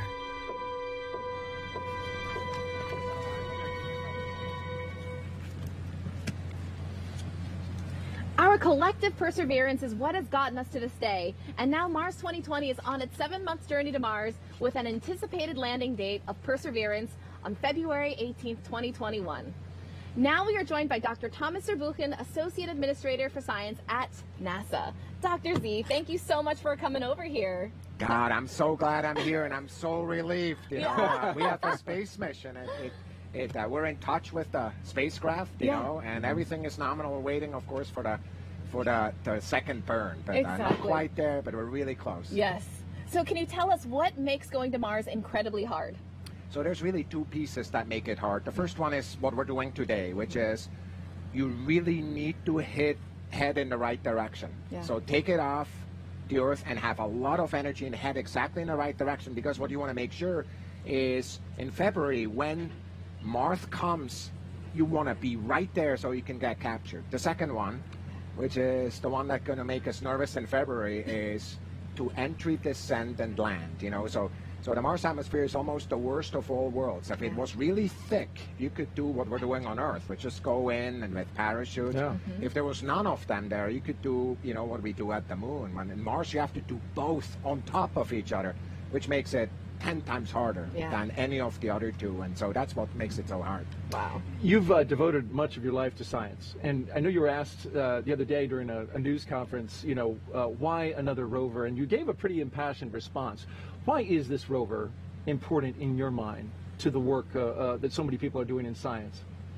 So it's really kind of a key of a whole bunch of new research that we're doing that is focused on a question that for thousands of years philosophers have asked, scientists have asked, and we're ready to answer with the tools of science, which is the way to get reliable answers. And that is there life out there? We have, for 20 years, we've learned about the environment at Mars, and we're ready to ask that now. And the way we're doing it is with this rover. So it's really for the first time in decades, the first astrobiology mission. We're ready for it. Where it's the next step, and of course there's others coming. You know, Dragonfly. Yeah. We're already thinking about, and you know, other missions. We want to, of course, go to Enceladus in Europa. You know, and really learn about life there also. So it's an amazing first in that respect. And whether there's life there or not, that's going to be the answer that we're looking for in these places. So yeah, exactly. Yeah, and so we want to do a social media question real quick, if that's all right with you. Oh, absolutely. All right. We have a question from Twitter. What is the key difference between previous NASA missions, rover missions, to Mars, like Spirit, Opportunity, Curiosity, and Perseverance Rover? In what way is Perseverance unique from the previous ones? So there's a fundamental difference in the approach. And the fundamental difference is that we decided to put the instruments on Perseverance, the best geology instruments on this, so we can find the right samples. And we decided not to put a chemistry lab on it. Guess why? We don't know which one yet. And so what we're doing is we're actually collecting the samples that we're going to bring to the best labs that are available to humanity, which are the labs all over the world. And that's the choice here. And that's, of course, to do that, we need to do another first, which is humanity's first round trip to another planet. And that's what makes it different. We've got more with the launch operation to go, but real quick, how'd you feel about that launch? Oh, I loved it. It's like punching a hole in the sky, right? It's really getting off the cosmic shore, our Earth, into wading out there into the cosmic ocean. I just love it every time it gets me. All right, very good. Dr. Thomas Zurbuchen, thank you for joining us. We appreciate you being here to explain all the science and the excitement that's coming up. Thank you so much. Appreciate it. Now we've talked to scientists and engineers, and we have shared highlights of the mission and tech demonstrations that are central to the Perseverance rover. And folks, we have a lot more to share. Mars Perseverance has been flying in space for more than a half hour now. Let's check back in with Joshua and Mick to recap the flight so far and tell us what's coming up next. Hey, thanks, Moo. Yeah, as you're seeing on screen there, that is, again, the animation of the Centaur in motion around Earth, in orbit around Earth. And you can see there, like I mentioned, the animation being driven by real telemetry data. Mick, how is the report coming back from the first burn and then currently our coast phase? So we're hearing from Jesse Gonzalez and the engineering team is that everything so far has been nominal. Centaur's been performing well. All the settling firings have been going great, which is keeping the fuel that's still in the tank where it needs to be as we get ready to come up on main engine start 2 for that second burn, which is very important to get us our velocity and into that transfer orbit to Mars. Yeah, so that will be up in just a few minutes, but I think we're going to actually send you back out to our main desk to hear. Oh, so sorry, I'm being held. We're going to hang out here. So coming up, so talk about C3, Mick. This is something that we talked about having to do with the energy to leave Earth and go somewhere else. We're talking about having to get to speeds over 25,000 miles per hour. That's Earth's escape velocity. Yeah, so C3 is basically just the technical term that we use in the aerospace industry to refer to the velocity that we need to get the vehicle where it needs to be. So as you said, we got that little over 2 million pounds of thrust that we left Earth this morning with those mighty 4 solids on the Dominator. I still like that from Tori Bruno. Tori, I'm gonna take that one from Tori. But we got off here and into the park orbit with the proper velocity we needed. And then, of course, this second burn is so important for the velocity we need to get in transfer orbit. Awesome. So the Dominator punching a hole in the sky, as Dr. Zurbuchen said. So we will send it back out now to the main desk and be back with you in just a minute to catch that second burn. Daryl? All right. Thank you very much. Thanks so much, Joshua. Joining us now to talk about how special these missions are is Dr. Michael Watkins. He's the director of the Jet Propulsion Laboratory in California, which planned Perseverance's mission to Mars. That is my home center. Thank you for joining us, Dr. Watkins. So we have so many great questions for you. Why are missions to Mars unique? Well, you know, I think they're unique for 2 ways. And one is it's just Mars. You know, it's been in our imagination for centuries. You know, it's a place that looks like the Earth. It looks like it could be home to us. It looked like it was once home to to what could have been life. And the fact that we can get there, and we can get there every couple of years, and we can send missions, and we can build on those missions, and you know, you can learn from your mistakes, you can learn from your successes.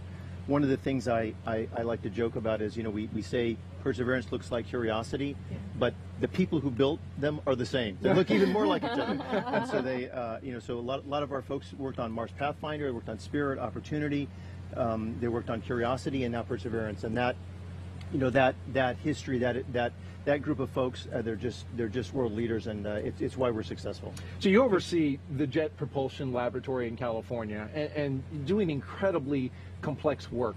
Why are these robotic missions so hard? They're hard because you can't really see what's going on. You can't use your human responses, right? You're used to driving your car and you see what's happening, and you turn the wheel. In this case, we've got to tell the rover, we've got to prepare the rover to do a lot of that stuff on its own, right? And so we've got to understand Mars, we've got to understand how the rover works, and we've got to put all that together into a machine that can function more or less without us. So we talk to it once a day, and we say, how are you doing, and go over there and do these experiments, and then it's got to do that. So, we kind of give it its intention, but then it's got to do all those activities by itself, and that's a challenge. And the further away from the Earth you get, the harder it is. So you get out to Saturn, you get to Europa, you get beyond, and it becomes harder and harder. Yeah. Real quick, one question to wrap up. You've been in touch with the folks out at JPL. On air, there was an earthquake that played out. It was a 3.9 magnitude. How is everybody doing? How's your team? They're doing great. Our view is it's just Pasadena. It's just the Earth being excited about going to Mars. So it was a very minor earthquake. We have them a lot in California. Okay. Maybe it's like hurricanes here or something, but it's tropical storms here. But it was a very minor event, and everything's fine. And we are on our way to Mars. Okay. So a little rumble here in Florida, some rumble in California. It works out great. Mike Watkins, thank you so much. We appreciate you joining us on the broadcast. My pleasure. Thank you. Awesome. We will have that conversation, a conversation with Xena Cardman coming up, which I'm super excited about. That's right. Yeah. On the other side of the Centaur burn and spacecraft separation. We'll also highlight 6 major technologies that NASA is focusing on over the next decade, including the critical energy needs for such missions. But with that, let's turn our attention to the next operational steps. Joshua, are you there? Yeah, Moo, we're here and we're excited. We have a fuel pre-start call just coming in. We are getting ready to hear the call for this second burn of that Centaur RL-10 engine. Again, Mick, explain what this second burn is for. So as we talked earlier, the second burn is really to get us that velocity as we head into that transfer orbit, right? Centaur and Mars 2020 will head into that solar orbit on its way with the proper velocity. We will then get ready to separate Mars 2020 on its way. And I'm hearing that settling is done, and we have main engine start. There we go. Awesome. And again, that animation there being driven by actual telemetry data coming from that rocket. So that's a phenomenal sign. And again, I think that it's tough with these images. Perspective and scale are so important. This vehicle is in Earth orbit. It's not near anything, so you can't see the acceleration of what's happening right now. But for 8 minutes, it's going to be picking up speed. Yeah, this is the burn that gets us really moving in the direction we need to go, that fast velocity that we need to get out of our park orbit and head on our way to Mars. Of course, Centaur and Mars 2020 are still together, system is in and control as we're hearing, everything is looking nominal on this fire so far. Main engine start was good, and the firing is going well, nominal, as we see in the animation there. Fantastic. So this is rocket science, and it's not easy. We actually want to bring in now, we have a special guest. This is Dr. Denton Gibson, excuse me. Yes. He is a rocket scientist. His official title is Senior Vehicle Systems Engineer. Denton, how are you doing? I'm doing well. Thanks for having me. Yeah, did you enjoy that? Obviously, you got to kind of spectate. A lot of days, you guys sitting on console, you have to kind of focus on your computer, but you got to see this one today. Oh, yes, and it was a beautiful launch today. Yeah, nice sunrise. Hey, tell us about your role with LSP. I was not making up things when I said you're a rocket scientist, but what exactly do you do? So as our role in LSP, as a vehicle system engineer, we are the engineering team lead for a lot of the rockets that we launch our science missions on. And we are responsible for the oversight and insight into these launch vehicles for the NASA. That's awesome. And I know in the past you've supported a variety of vehicles. Tell us a little bit about the vehicles that you have supported and the ones you're focused on today. Yeah, so some of the vehicles I supported in the past is the Delta II, which was a long-time workhorse for our science missions, as well as the Pegasus and Taurus/Minotaur C. And right now I've been focused mainly on the Falcon 9 and Falcon Heavy. Yeah, awesome. So obviously not focused on the Atlas V, but a lot of that experience and the process is the same. I want to take a moment to pause and say Denton's there at Hangar AE. That's the NASA Launch Services Program's hangar. They're very proud of that. We call it the telemetry center of the universe. That's where the data for today is flowing. But I wanted to also ask you, is the process the same for all these vehicles? When we talk about the telemetry and these sort of processes of getting from Earth to Mars, does Falcon 9 experience translate to Atlas, or are they completely separate? So the overall process for many of these launch vehicles are the same, whereas you ship stages to the launch site and assemble the launch vehicles by stages. So in that sense, they're the same, but there's a lot of differences between the launch vehicles that may change that process a little bit. But in general, the processes are the same.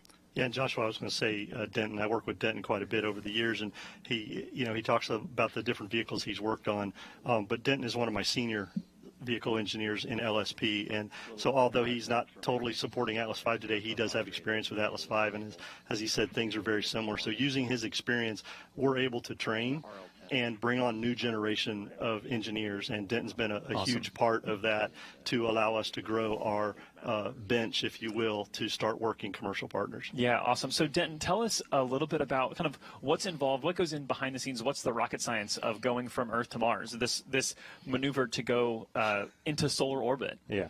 So a lot of the things that happen behind the scenes it's a lot of analysis work done by our analysis teams. I mean, it's months and months of analyses that are performed based on the orbit insertion, the performance of the launch vehicle. A lot of modeling and simulations is done to be able to get to this point to where we can transfer from Earth orbit into solar orbit. Awesome. And obviously you're a rocket scientist. That's, for a lot of people, that's like the pinnacle. That's like, hey, I want to be a rocket scientist. So where do you go from here in your career? Because obviously, like, I'm sure there's lots of things that you'd like to go and accomplish. So, going from here, I mean, one of the coolest things about this job of working in the launch services program is working the launch, right? I mean, who doesn't love a launch, and who doesn't love working launches? Yeah, we love them. We love them. Excitement this morning, right, Denton? We got to see that's what it's all about. Of course. So, one of the ideal jobs would be a launch director, because you get to work all the launches. I mean, Very how cool good. is that? No, yeah, that's true. And I guess you get to, is it right to say you call the shots, or is it that the buck stops with you, or how would you say that? I'd say the buck stops with the launch manager. As today we talked, right? Omar Baez is our launch manager for Mars 2020, and he had to poll the team and make sure everything's ready to go. So the buck does stop with him right there on today's launch. And as Denton says, I think there's a lot of people that would love that job, and Denton's definitely looking at that next step. So I guess we need to give Omar and his assistant launch manager, Tim Dunn, a heads up. Yeah, there you go. Dr. Gibson. Dr. Gibson is Up on and the way. coming. Yeah. Awesome. Well, Dr. Gibson, before we let you go, give us a real quick snapshot. I know you have a mission coming up later this year. What are you working on? So, we're supporting the Crew 1 launch coming up. So we're helping commercial crew out with that one, as well as Sentinel-6 as far as the LSP missions. That's coming up later on this year. And so we're excited about that one. Yeah, a ton going on. Dr. Gibson, appreciate you. Thanks. And I want to take a special moment on the commercial crew note to comment. We've got a big day coming up. Yes. Pending weather. There's a tropical system that might kind of get in the mix here, but we have a tropical system that could create some problems. Otherwise, we've got Bob and Doug from Demo 2. They're coming home on August 2nd. Yes, I was going to say, Joshua, that's important for us also in LSP. Denton was my lead VSE, along with a few others that are in the group that worked that mission with the commercial crew program. And so it's really important for us to be able to support other programs within the agency to make these things happen. As we launch Mars 2020 today, which is another step for us getting humans to Mars, right, is getting humans launched off of Earth soil was a huge step for off of American soil. Yes, was a huge step for us. Yeah, and so talk about that really briefly with LSP. Obviously, Denton there, appreciate him and his contribution, and you working towards commercial crew, but also supporting Artemis, which is also part of that path of getting humans to Mars someday. Artemis is about learning to live on the moon to sustain a presence there with the eyes on Mars. So how is LSP supporting even Artemis? Yeah, one of the things there is the Gateway program, right? Deep Space Logistics that is working a lot of that. And so LSP is in the works of supporting Gateway and helping them work with the commercial partners that are providing the rockets for those kind of missions that are out there and future things. One of the cool things about working with the Launch Services Program is that we work with all of our commercial partners, SpaceX, United Launch Alliance, Northrop Grumman Space Systems, and of course some up-and-comings. You may have heard some, right? It is like a growing Blue Origin. field. Yeah. It's definitely a growing field in the aerospace industry, and LSP takes pride in working with those commercial partners to figure out what we can do for NASA and the country. Awesome. Yeah, it is an exciting time for spaceflight. The commercial spaceflight industry is booming. There's always new things happening. If you keep an eye on the news, you will see new things. We're getting word now that the engine cutoff here should be happening momentarily. Once we see that happen, we'll have roughly, I believe it's 5 minutes until we actually see the spacecraft separation occur. So we're going to stay with you through that, but want to kind of just preview that for you, that hopefully on screen here you should be seeing that engine cutoff, and that's completely expected. That's a nominal operation, as you say, Nick. We'll hear from Jesse Gonzalez, who's looking at the launch vehicle telemetry and watching the animation there. So let's listen in for Jesse here. And there's the call, and there's the animation, again, modified based on the data. RL10 shutdown parameters. Let's talk about communication for a minute, Nick, because it is not an automatic thing to just shoot information at Earth and have that be usable. So how do we go about communicating not only through launch, but on the way to Mars, and then once we're at Mars? Yeah, so the important thing this morning is when we lifted off from Complex 41 here at Cape Canaveral Air Force Station, we had ground stations that were looking at the launch vehicle and tracked it all the way to provide data. Once we got onto orbit after stage separation, you heard a call out for TDRS, the telemetry network that NASA owns, which, by the way, is also used for the ISS and will be used hopefully for the landing with Doug and them. Yes. So getting off the ground today was great because we could deconflict some of that TDRS usage, right?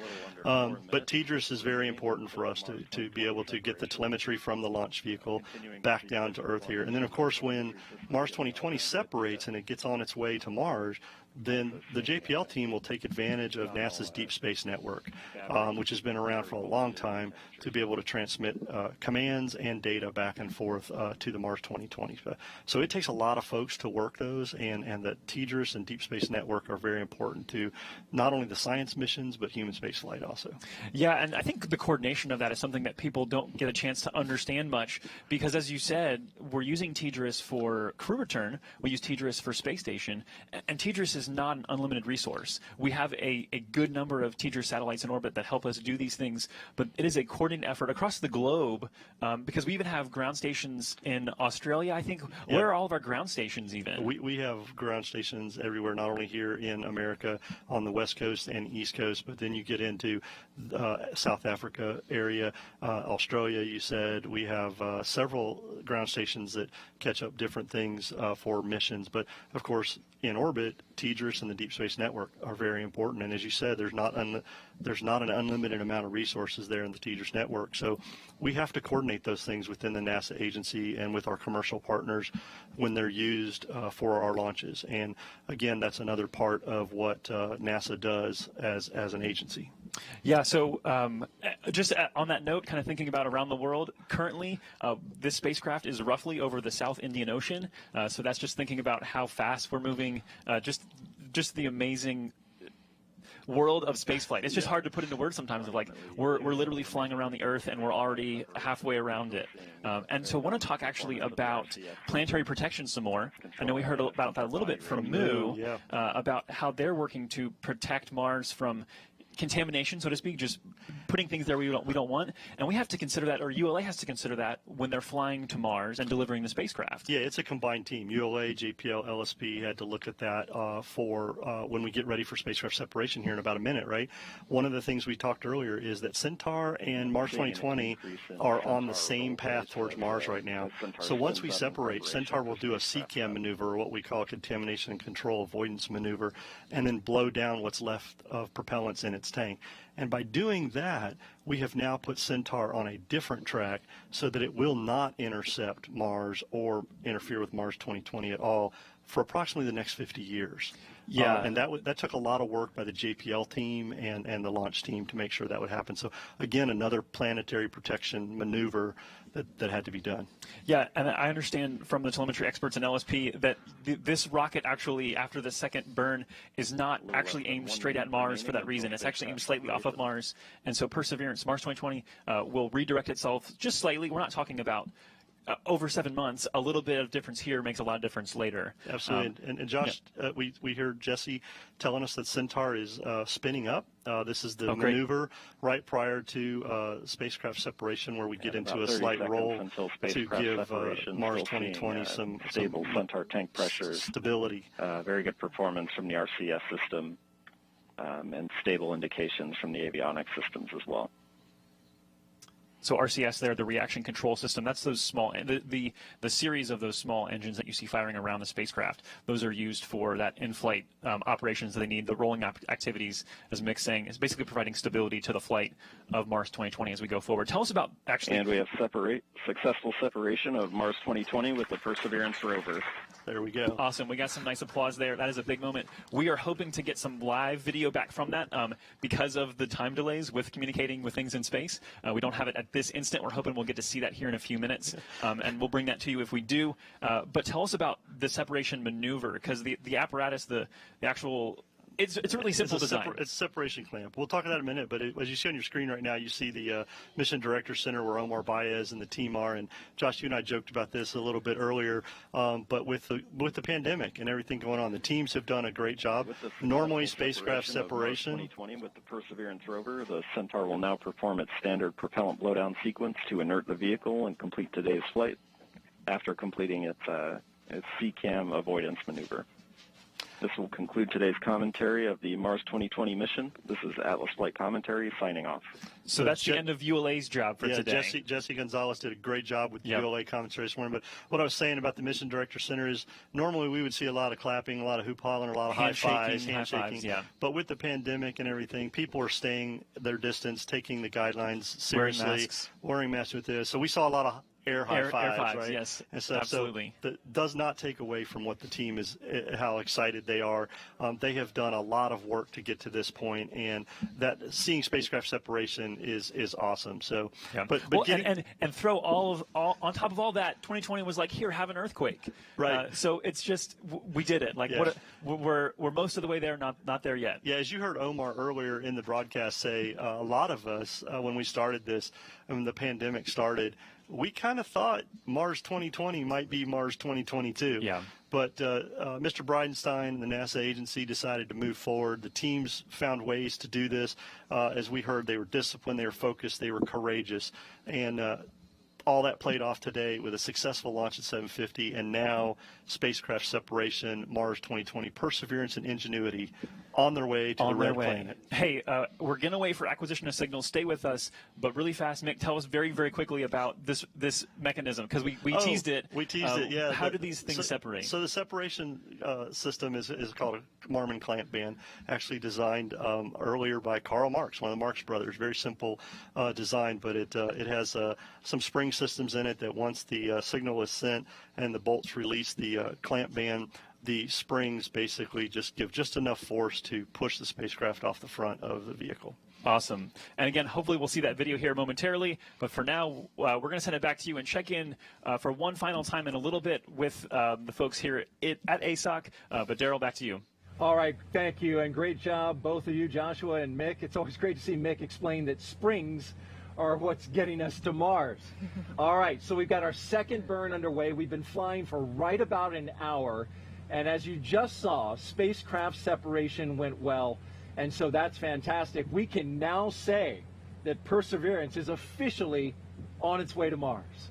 What a beautiful thought that is. And while NASA has been tracking the spacecraft since launch, with its tracking and data relay satellite system, I know the mission control team at JPL is turning their attention to the next milestone, and that is ensuring that the array of communication antennas known as the Deep Space Network, or DSN, begin to receive a signal from the spacecraft flying the Perseverance rover to Mars. We expect to see the teams acquire the signal close to 9:14 Eastern Time. Though, as you saw, the spacecraft separation has occurred in the shadow of the Earth and out of line of sight of the system. So this could take a bit longer than estimated. All right, and so finding life on Mars won't be as easy as you might think, and we talked a little bit about that. Here to talk about that and more is NASA astronaut Xena Cardman. Xena is here to join us, and we're so glad that you're here. Thanks for taking the time. First of all, your reaction to that launch. Wow. Every time it takes my breath away. I had actually never seen a launch before until I got this job as an astronaut, and now I'm very lucky to have seen 3. And every single time, it just makes me feel so much emotion. And kind of talk us through, I mean, it got up quick, right? So as you were watching it, you feel the rumble? It did, yeah. First you see it go up, and then you feel the rumble as the sound travels to you, and you can really feel it in your chest. It's amazing. Very good, very good. Talking about astrobiology now, you have an amazing background. You've searched for signs of life in some of the most extreme environments on Earth, the Antarctic, the Arctic. So you're used to looking for these biosignatures. What are your thoughts about this rover searching for signs of life? Yeah, you know, we have a lot of experience looking for signs of life in unusual environments here on Earth. So if you take a look at Mars today, it's very cold and very dry, and we have some places on Earth that are actually a lot like that. So places like Antarctica or deserts. But if you want to look for signs of ancient life, life that existed billions of years ago perhaps, when Mars looked maybe a lot more like Earth does today, you have to know what those signs of life left behind in the rock record. Because microorganisms are very tiny and very soft, so they don't leave a fossil the same way a dinosaur would leave a bone or a footprint. So instead we use these chemical signatures. Daryl's dreams is shattered again. We told him there's going to be no dinosaur bones on there. He really I want wants to see them. something wiggling around, but no. So why do we need to go to the moon before we go to Mars? That's such a good question, because we've been to the moon, right? But we haven't been to the moon to stay. We really don't know how to live off of Earth on another planetary body, and we really need to figure out how to use resources, use tools, especially if we want to do geology on Mars. The tools that we use here on Earth are going to look pretty similar, but they might not work quite the same way. And because the round trip to Mars is so much longer than the round trip to the moon, when we go, we want to do it right. Very good. And how do you like that rover behind you? Huh? Oh my gosh, I love it. Yeah, it's great. Hey, I want to ask you some social questions now. These Absolutely. are some from our audience who have been watching. Oh, so great. We appreciate you doing that. Our first question comes to us through Facebook. Thomas asks, will Perseverance land to investigate the landing site for a future manned mission in the same location? Yeah, you know, that's a really good question. I think one of the most interesting things about doing a mission to Mars is choosing where you're going to go. Yeah. Because, you know, you can imagine planning a mission from Mars to the Earth, and if something landed in Utah versus landed in the ocean, your vision of Earth might be quite different. Mm-hmm. So one possible approach is taking a human mission and going back to somewhere where these rovers have been already, or maybe we'll decide to explore somewhere new. I have no idea yet, but I can't wait to find out. Awesome. It looks like we have another social media question from Twitter, from Huda. Do you think that in a few years we'll be able to send astronauts to Mars in a safe way if we are able to send a rover like Perseverance to Mars in a safe and amazingly planned way? I hope so. We won't go until it's safe for humans for sure, and we're not going until it's a round trip. But actually part of this mission, of course, is a round trip, and so we will eventually learn how to send a rocket to Mars and then have something lift off of Mars and come back. Awesome. Well, Xena Cardman, thank you so much for being here. You did a fantastic job. You were a great guest, and glad you enjoyed the launch. Oh my goodness, it's impossible not to. No doubt. All right, thank you both. Mm-hmm. Now, as you can imagine, there are a lot of systems to develop and prove out as we prepare for sending humans to Mars, as you just heard. Here now are 6 technology disciplines that are critical to the success of our future explorations.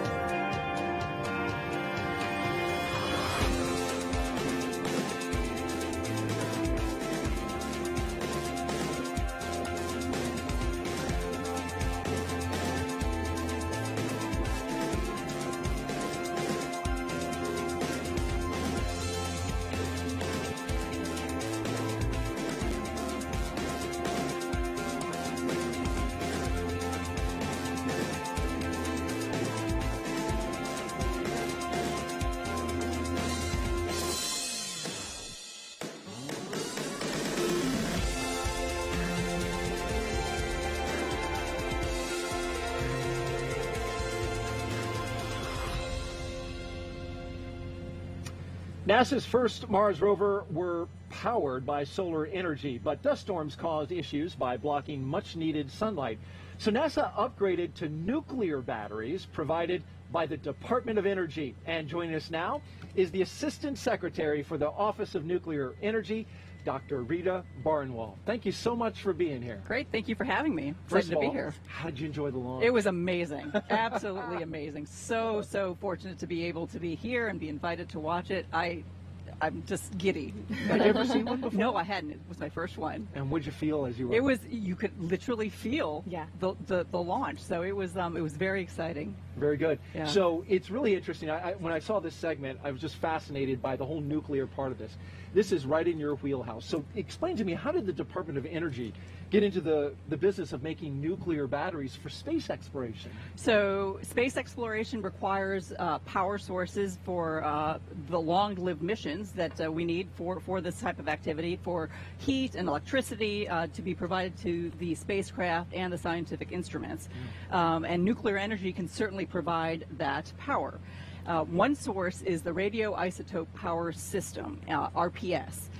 Part of that RPS is the radioisotope thermoelectric generator, an RTG. I know that's a lot of acronyms, but you got a decoder ring, so I hope you're good there. A space nuclear power system that converts heat into electricity without any moving parts. RPSs work by converting heat from the natural decay of radioisotope materials into electricity, and that's what we have up on the rover that just got launched this morning. Yeah. It consists of two major elements: a heat source that contains a radioisotope fuel, mostly plutonium-238, and solid-state thermocouples that convert the plutonium's decay heat energy to electricity. DOE developed several generations of nuclear space power systems that can be used to supply electricity and use the excess heat for a variety of other space applications. This one that was launched is called the Multi-Mission RTG, and it was designed with the flexibility to be able to be operated on planetary bodies with atmospheres just like Mars, as well as in the vacuum of space. It's amazing the longevity of that battery. Yeah, I heard it could last up to 14 years. Right. Will it actually last longer than that duration? It can, and actually right now it was 17 years, 3 years here, and then 14 years out in the mission itself. So we're very excited about that. That's one of the benefits of powering this mission with nuclear energy. The RPSs that are currently powering Voyager 1 and 2 that are exploring the extremes of our solar system also are being powered by an RPS that has lasted for 43 years. Wow. And That's a long time. That's a great extent of time. Yeah. The MMRTG is essentially, it's a nuclear battery, like you said, and it contains only 10.6 pounds of plutonium dioxide fuel, and it provides 2,000 watts of thermal power. It's similar, the material that's used in this is similar to what was used in the two Viking spacecraft that landed on Mars in 1976. Wow. So this technology has been around a long time, and it's well proven. Yes. Dr. Rita Barnwell, we thank you very much, the Secretary, or Assistant Secretary for the Office of Nuclear Energy. Thanks for coming out. We're so glad you enjoyed the launch, too. Thank you for having me. You're welcome. All right, here's a statistic you might not know about. Missions to Mars, roughly half of them actually make it there. Imagine that. But right now, we know the health of the Mars 2020 rocket is good because it's sending back a stream of data to our telemetry nerve center here at the Cape. Let's go back now to Joshua Santora to learn more about that. Joshua? Yeah, thanks, Daryl. So we talked to Dr. Denton Gibson, who is one of the guys that works behind the scenes, but there is a group of folks that work behind the people behind the scenes, and Jessica Connor is one of those. She's coming to us now from the same Hangar AE location. Jessica, thanks for joining us. Hey, it's a pleasure to be here. Thanks so much for having me on. Yeah, so tell us about what you do to help make all of these activities, and as Daryl mentioned, the telemetry happen. What do you do for, what's your role for LSP? So I work as a mission communications engineer for LSP. That means that I'm getting the video, data, and voice requirements from the spacecraft and then ensuring that they're able to go ahead and perform these operations once they actually get to pad phase.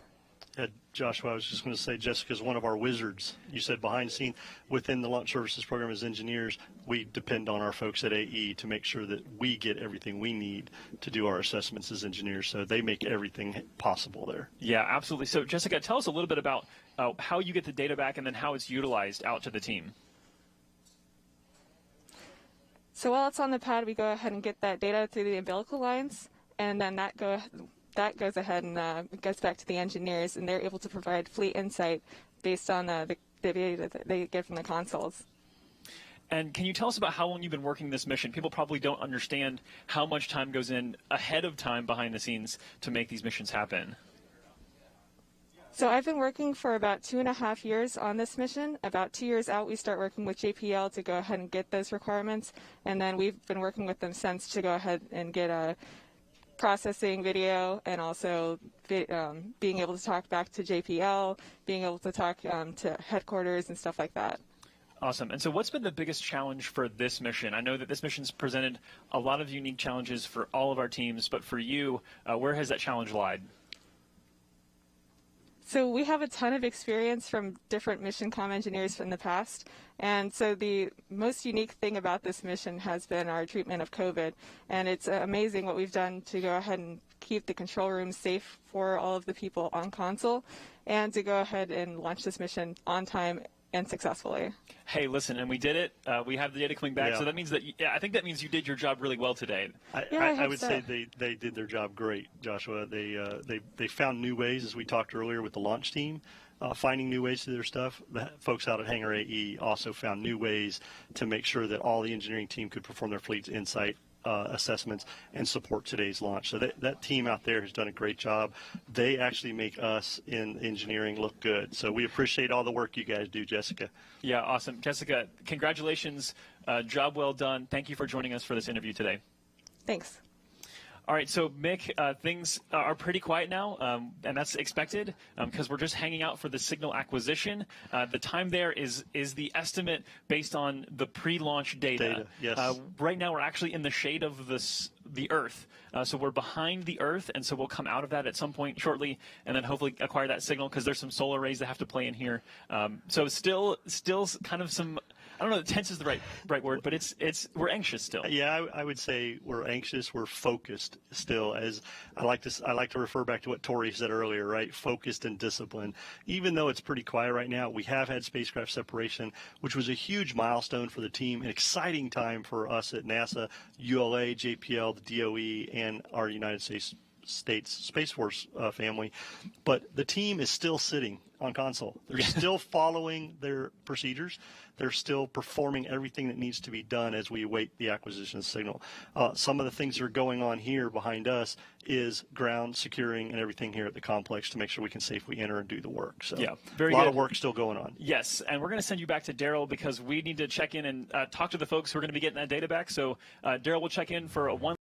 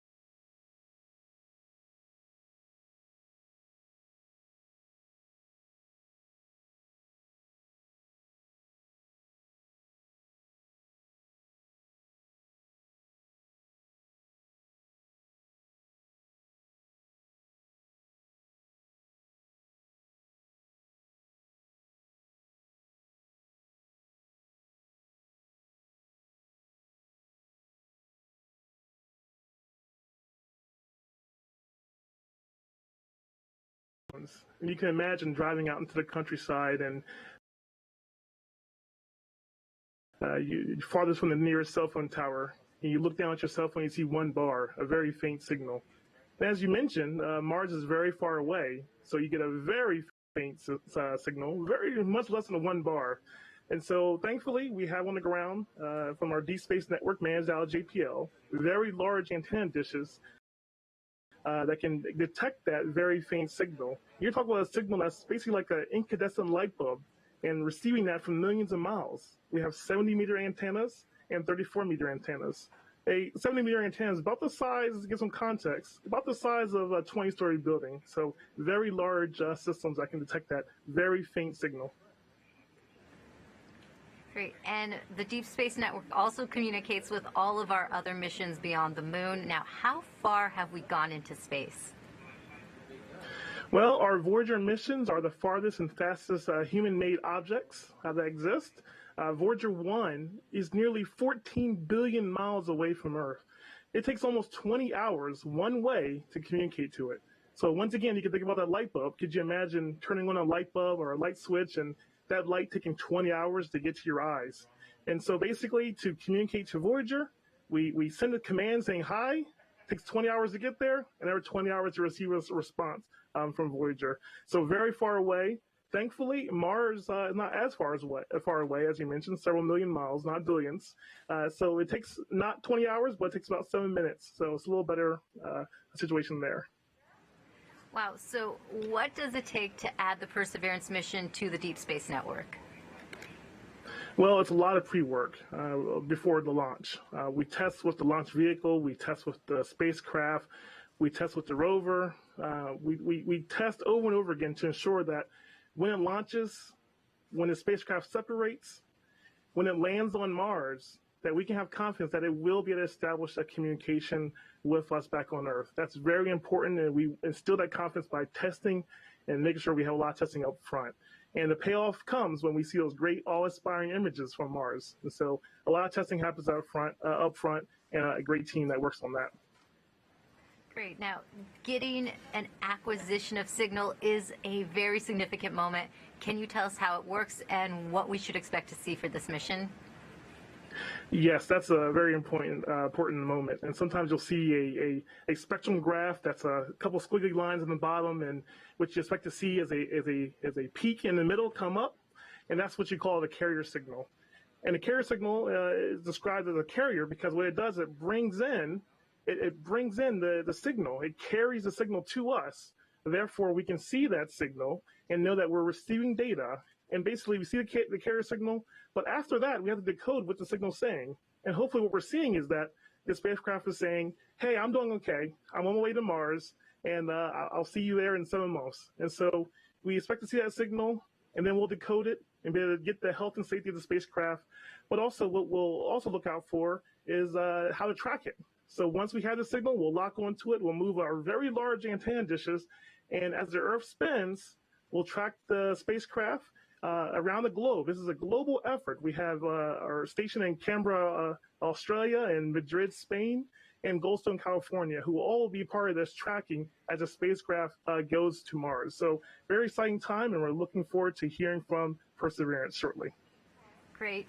Thank you, Philip. Now, we are just a couple minutes away from the first opportunity we will have to see if the Perseverance signal on the Deep Space Network is up on our screens. That moment brings us one step closer to Mars, but we have many other milestones to hit over the next 7 months, and I'm with Perseverance's Chief Engineer, Adam Steltzner, who will tell us what's in store for the rover. Adam, what should we expect to see next? Well, Raquel, we are... After we acquire signal, we have left the building. We are on our way to Mars. We're no longer in orbit around Earth.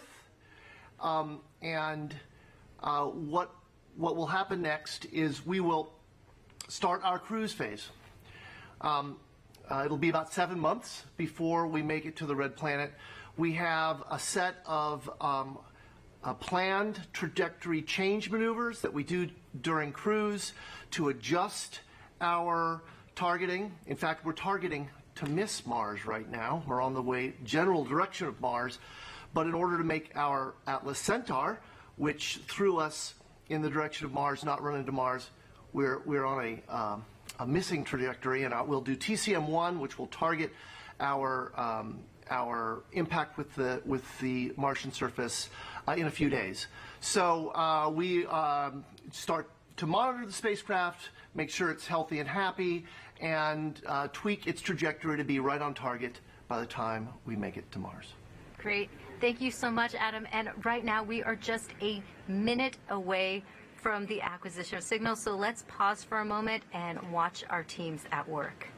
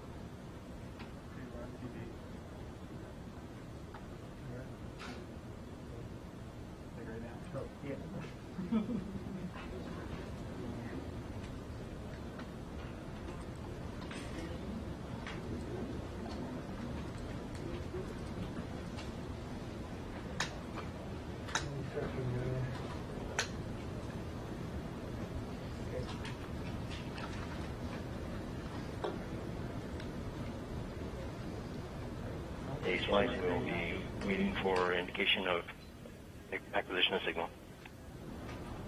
Ace copies.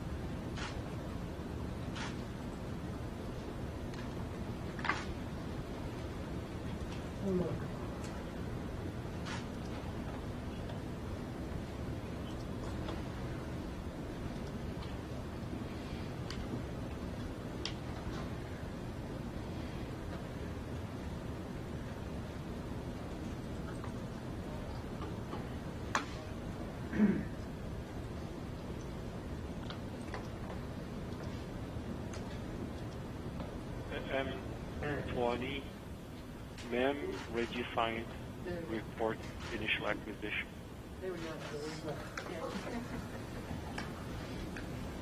That's it. Copy that, radio science. Flight nav. Go ahead, Nav.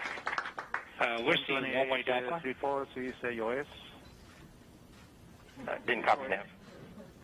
Yes, sir, we see AOS at 131531. Ace copies, thank you.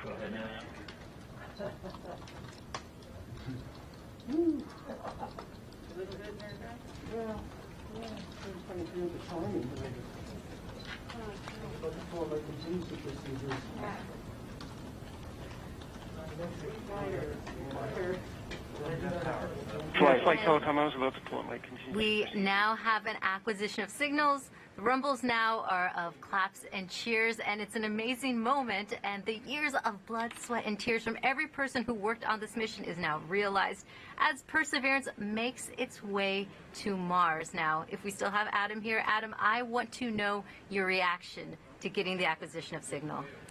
Well, Raquel, it's very nice to have the spacecraft in a safe, separated, on its way to Mars. Nav looks good. We are hearing from the spacecraft. That was the only question. And it's not really much of a question, but it's just nice to have that confirmation. Our launch process is complete. The vehicle's on its way to Mars. And so the next chapter in Perseverance's mission can begin. Great. And what are you looking forward to next?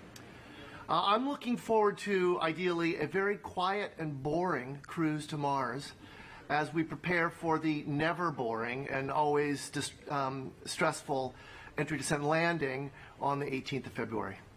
Great. Thank you so much, Adam. And we hope you tune into our coverage of the landing happening on February 18th, 2021. Joshua and Mick, we here at JPL would like to thank you and the entire Launch Service Program and United Launch Alliance teams for all your amazing work today and all the work you do every day to make a launch like this possible. Now, Joshua, back to you at the Cape. Raquel, congratulations to you and the team over there. Obviously, JPL, I think Adam's response is kind of what you'd expect from Adam of like, hey, check that box, but we got a lot of work to go. Yes, yeah. I mean, the work here for the launch team, exciting day. Yes. We got this done. Our portion of this is done. Adam and the team now have Mars 2020 underway, and they've got a lot of work in front of them, too. And hopefully it is a quiet 7 months, and they get ready to go. But we are so excited to be able to perform this for them as our JPL customer. I know Tori Bruno and the ULA team are excited as well. And I just can't be, I can't be more excited about how this went this morning. It feels good. Yes. Hey, before we sign off today, we want to check in with the NASA launch manager, Omar Baez, to get some thoughts from him. Omar, kind of give us your response after seeing a successful process this morning.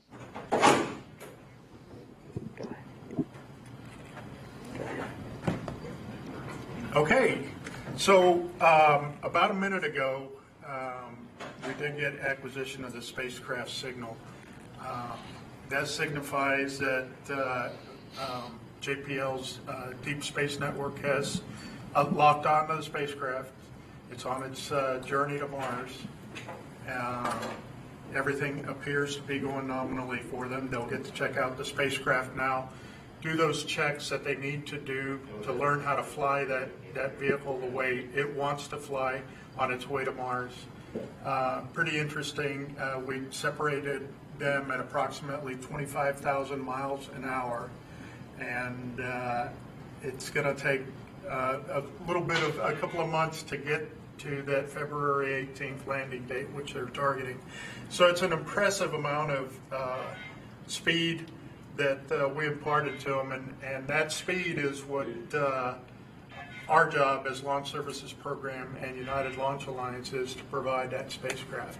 The heavy lifting now is on our partners at the Jet Propulsion Lab.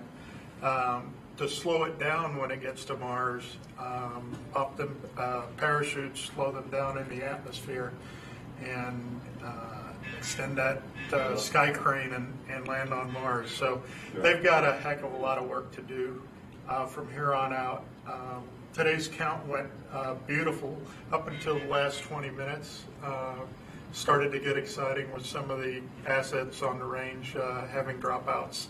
And then a surprise call from the spacecraft mission director that we had a small earthquake in California at Pasadena that the folks in the control room felt. But they never lost signal, and they came back to me and said they were ready to proceed. We were able to lock down the time we were after. Launched on time, perfect launch from what I could see visually here in the control room. The orbital parameters look dead on. Our velocity is dead on.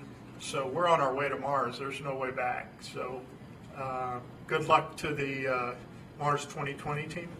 It's been a pleasure to be part of this. I've been with this roving Mars community since Sojourner, and through Spirit, Opportunity, and Curiosity. So it's a pleasure to be once again part of that little bit that becomes that club, that auto club of roving on Mars. And I just want to say I'm very proud of this team. This team has worked diligently to get here.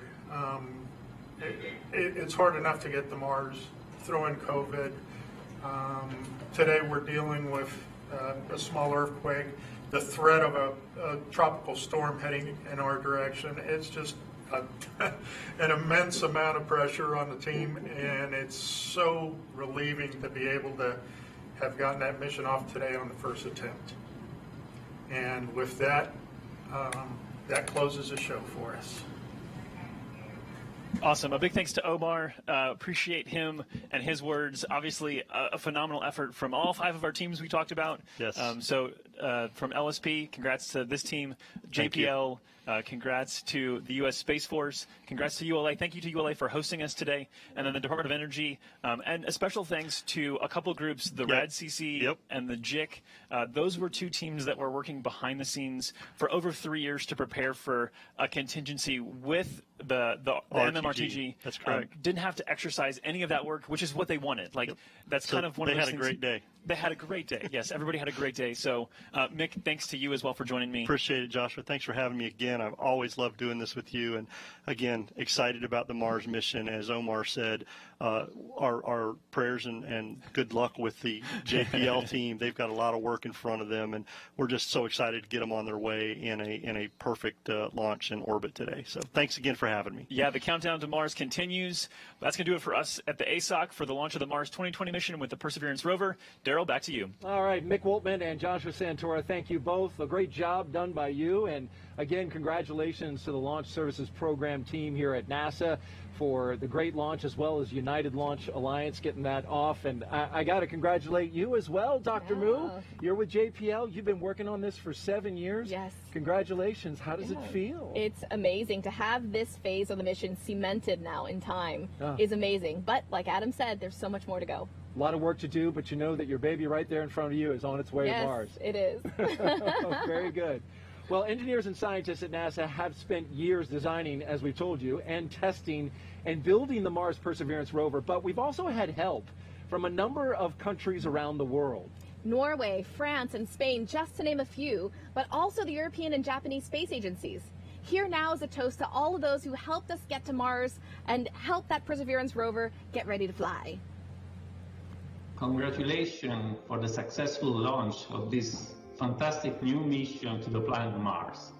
Congratulations for the great work, despite all the obstacles set by COVID-19. I want to congratulate everybody who made this mission happen thus far. Thank you all for the passion and the commitment to make this epic happen. Bravo et toutes mes félicitations, which means my heartfelt congratulations to all the teams involved in this magnificent adventure. So you've been rewarded with a beautiful launch, and I hope you'll have a safe cruise to Mars. So well done the work so far. Let's keep going. Skål to all teams for a successful flight. Our international effort to reach Mars is more important now than it ever has been before. This mission confirms that when we work together, we can overcome unbelievable challenges. And to build a mission that truly deserves its name, Perseverance. To persevere means to insist, to keep on, to continue trying tirelessly. And if we persevere, we succeed. And that's why I think this is an appropriate name for this mission. Perseverance has just started a journey to make history in Mars exploration. It's the start of our collaboration, not only to go to Mars, but to bring back samples, the Mars Sample Return Campaign, and this is going to change our view of Mars forever. Mars is an amazing place to explore. Because exploration is inside the human being very nature.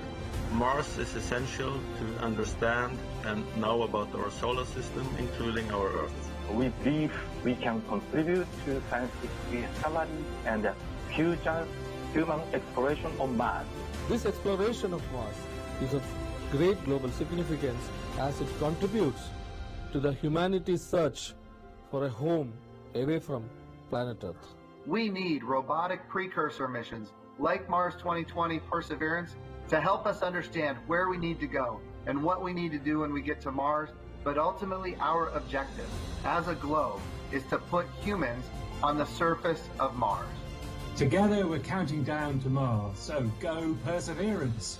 一緒に火星に進出しましょう。行けPerseverance! Stiamo facendo insieme il conto alla rovescia per Marte. Vai Perseverance! Ensemble, nous retournons vers Mars. Bon voyage, Perseverance! Halt Perseverance! Adelante Perseverance! Hiya, Perseverance! Together we are counting down to Mars. Go Perseverance! And thank you so much to our international partners that you just saw there. They did a fantastic job. Now, before we let you go, we want to tell you about a little tradition that JPL has, where they did this, I guess, after the launch or before the launch with some peanuts, and Moo knows it well. Yeah, in fact, Perseverance, little baby Percy brought us some peanuts here to divvy out, so let me give you some. Look at there. It actually started with a landing event. So Rangers 1 through 6 didn't go as planned. And then with Ranger 7, it landed successfully on the moon. And they were thinking, what was the difference between Rangers 1 through 6 and 7? And it was these lucky peanuts. The lucky peanuts. Yeah. And so ever since then, I guess they've been having peanuts. Exactly. To for get every landing, and now launches. Well, and now we've got ours in our hand. We're going to hold off because we got a little more reading to do, but we're ready to go with our peanuts. Yes. Yes, thank you so much for watching NASA's launch coverage of Mars 2020. Stay tuned to NASA TV and our social media channels for updates to the mission. Yeah, coming up in just a bit at 11:30 Eastern Daylight Time, we will have a post-launch news conference right here on NASA TV, so stay tuned for that. And of course, to the next big moment that we've been talking about, the landing of the Perseverance rover on the surface of Mars 7 months from now. That date, February 18th, 2021. So for now, we leave you with highlights from the thrilling liftoff earlier this morning. Take care, everyone, and remember, keep looking up. Cheers. Cheers. 7, 6, 5, 4. Engine ignition. 2, 1, 0. Release. And liftoff. As the countdown to Mars continues, the perseverance of humanity launching the next generation of robotic explorers to the Red Planet.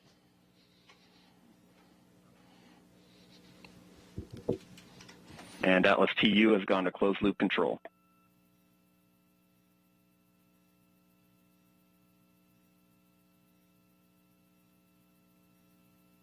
Coming up on 3rd.